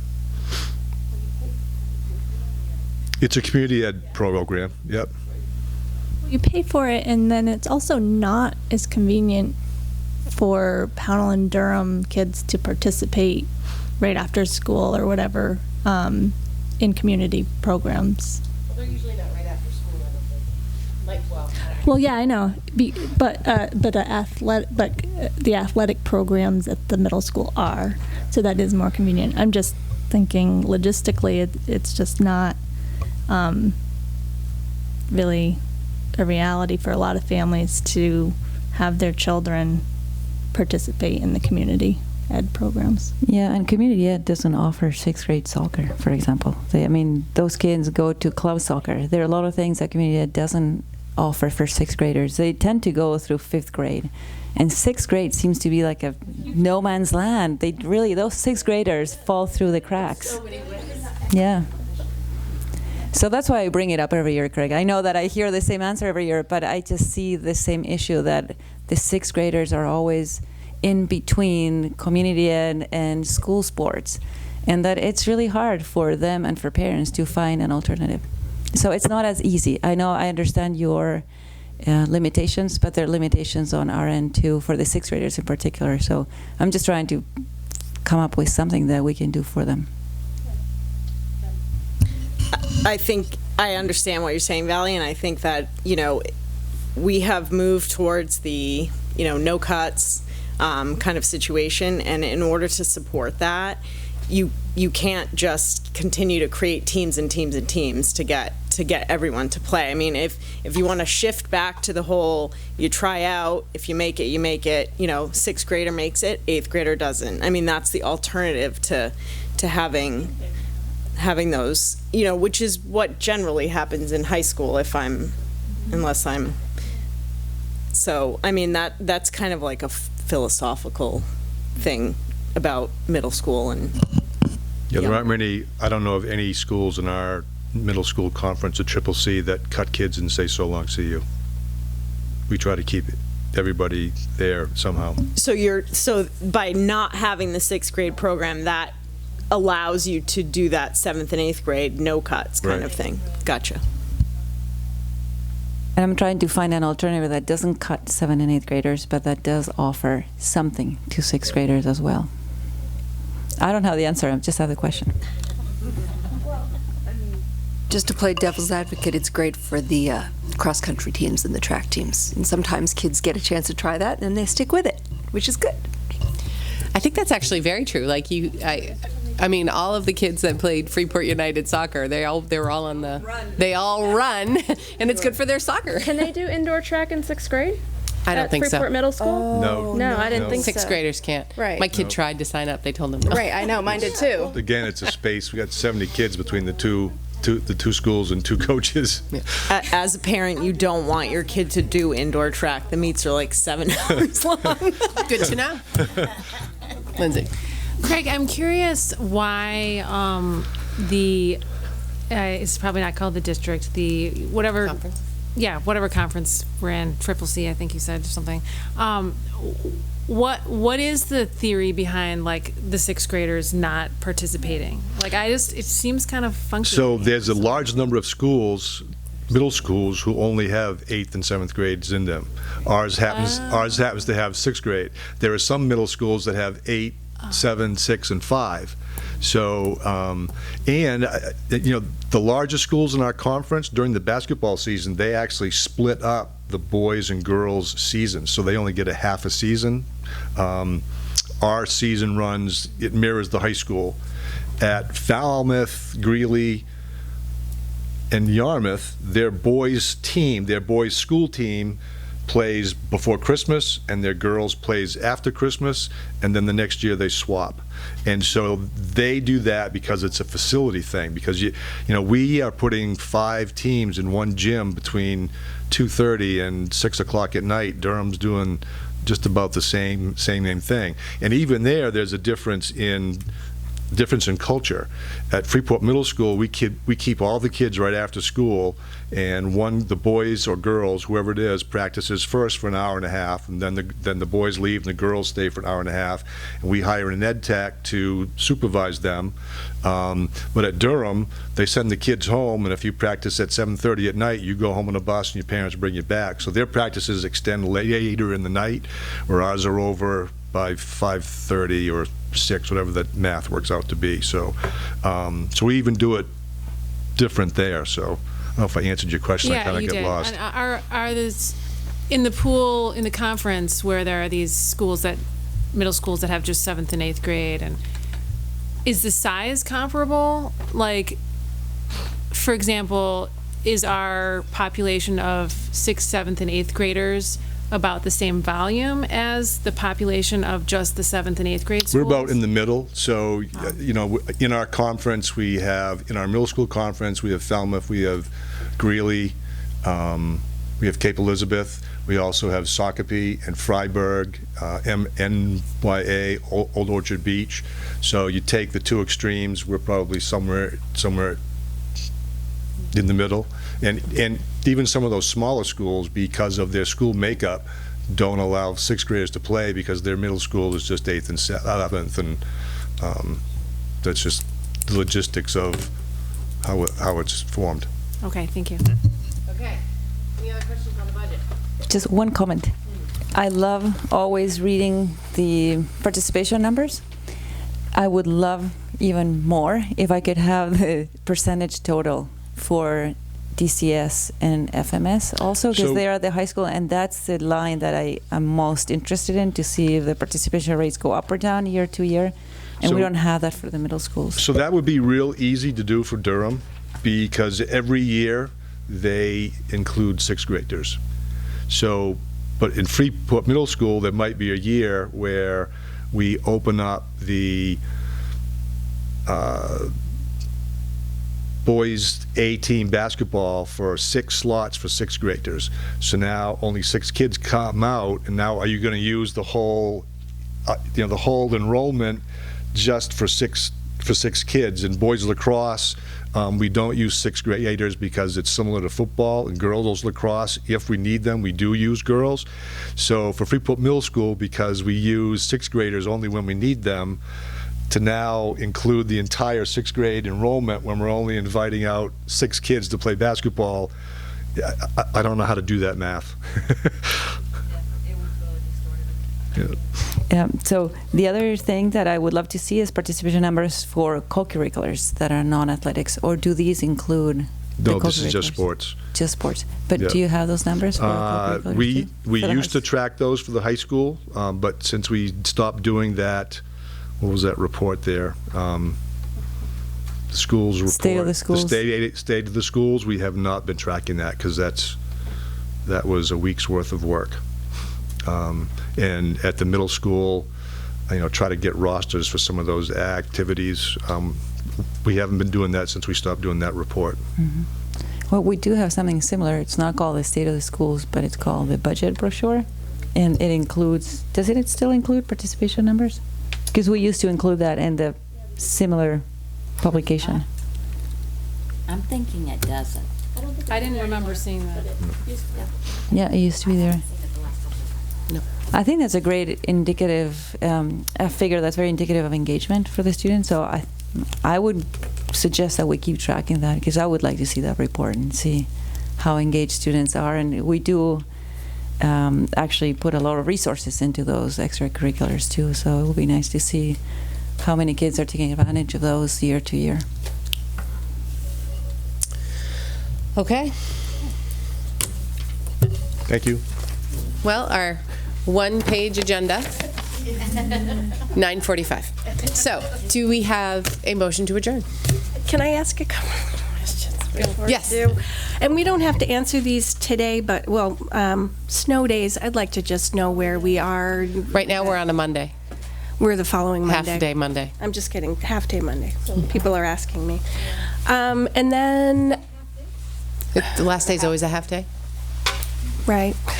And then also, people are asking me, because it was a snow day today and there was no walkout, if that's being rescheduled. I saw it on, you had posted that they did it anyway, or they did something. Well, there today. were some students who were able to actually get here on their own, right, to do, but I don't know if there's been any kind of coordination with the school. And if Right, it's student-led, so if they decide.